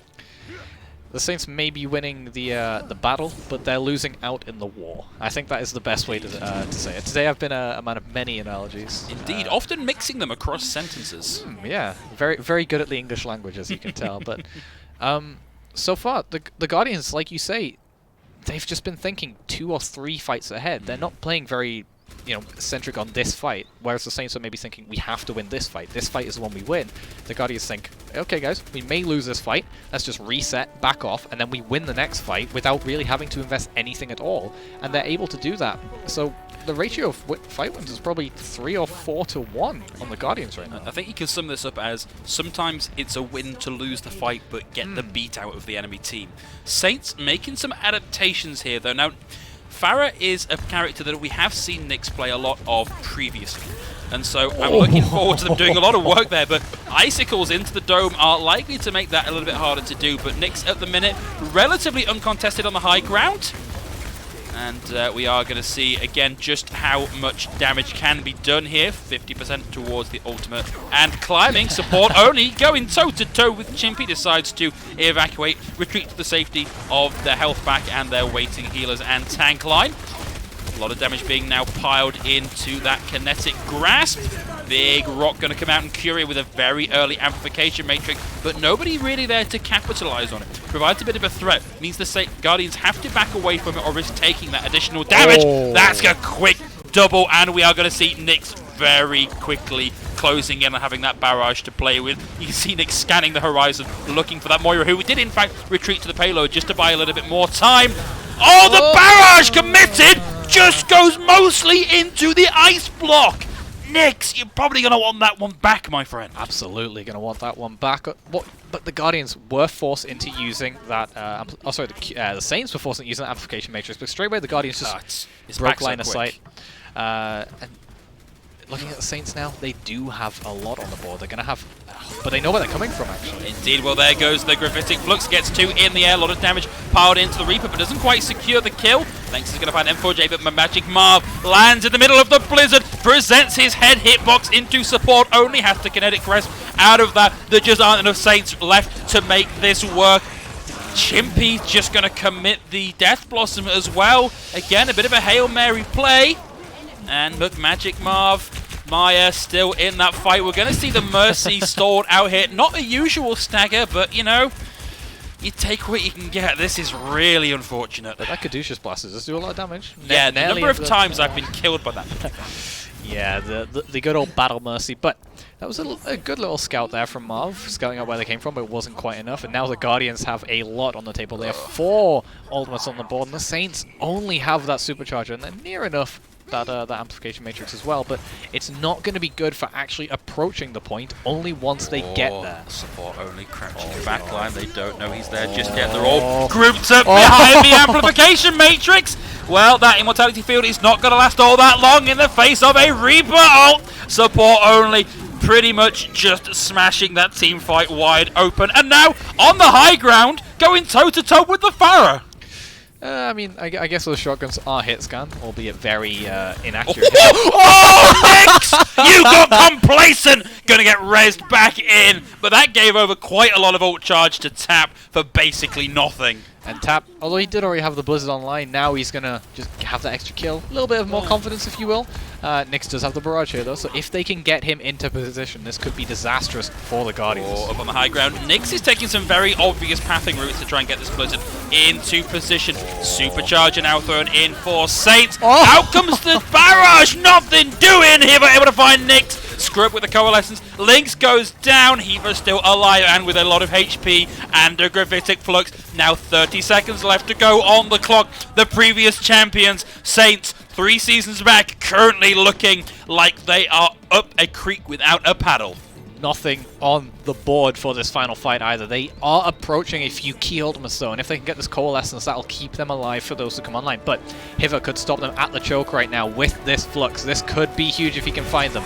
Oh, just able to get that overtime wick ticking over for Magic Marv. A couple of points away. Isn't going to find it. Killed before the ultimate came online. Chimpy with the equalizer is going to take support only down. Hiva looking for damage is just going to get frozen out instead. Tap down. Curio coming through with the Coalescence once more. Chimpy now on board, able to help take out the enemy Orisa. And this is looking like Saints are going to do this just in overtime. They played too reactively. If they'd have played a little more proactively, a little more aggressive there, they could have stopped them from even touching that payload. So now it does look like the Saints are going to finally break point A, but in overtime, especially considering the Guardians had time on the board, you've got to be thinking that this is not going to be an advantageous time back for the Saints. Well, Support only has to burn all of the abilities just to get out of the way of Lynx, but Lynx is going to get separated out. Arc and Tap able to get 2. Support only finds Chimpy. Magic Marv needs to get out of trouble, but the Guardians heard what you said about playing proactively, and they are on the hunt. Nyx just able to get the Ice Block into position to prevent the kill coming through. Guardians playing so aggressively. Tap with these walls have been so on point. He's been able to isolate someone with nearly every use of that ability. Chimpy, though, does have that Death Blossom if he can get in the back line, but Support only likely going to try and match his positioning, maybe deter him from approaching. And Madge does have the beat for this Flux. Well, out comes the Flux. We're not going to see it combo just yet with the Death Blossom, and it's going to be Arc that gets the opening kill. Support only with the double with the primary fire is also going to find Support only looking for a kill, but there's nobody left. You've got them all already. No kinetic grasp online for Marv there. Very poor cooldown usage, but Support only doing a great job of capitalizing on that. And now the Guardians are sitting in a great position. Although they did invest a lot, they still have this Blizzard, which can really cause chaos, especially when the Saints are now glued to this payload, as they really need something to happen. Well, Nyx will have one of their own already. Chimpy on the high ground is going to find 1, finds 2, finds 3, gets frozen up, but it looks like there are enough Saints left alive to keep them marching forward. They are going to finally get this payload moving, but again, it's too late. It does feel like this entire push is going to be done pretty much in overtime, less than a minute already on the clock. But Nyx does have a Blizzard here, could well catch them at a choke point here, and Maya does have this beat online to, or nearly online, should I say, to match Hiva. Pretty much the same percentage, so it's more down to if Hiva can do a little bit extra damage before she can get that online. And Hiva has, of course, actually been really showing up on the Sigma today. I have no doubt we're going to see this online very quickly, but it's going to be Nyx with the early Blizzard here. And Nyx did not see Support only, just crouched in the corner there. Lynx gets Support only. Tap still alive, a long way from having the Blizzard online, ready to go. Hiva has the grab, gets stunned out of it. The damage not coming through in the end to try and get these kills. As we approach overtime once more, it's going to be Scrub and Curio with the Coalescences, looking to see who can find the most value here. M4J on a tear is going to find 2. Chimpy gets ABC on the back, and Chimpy frozen out of the Death Blossom. Nyx coming back in on the Doomfist, is not going to be able to survive, and one last valiant contest from Magic Marv on the Wrecking Ball is going to keep this ticking over a little bit longer, but there are so many Guardians guarding the payload, and one of them can freeze you to the spot.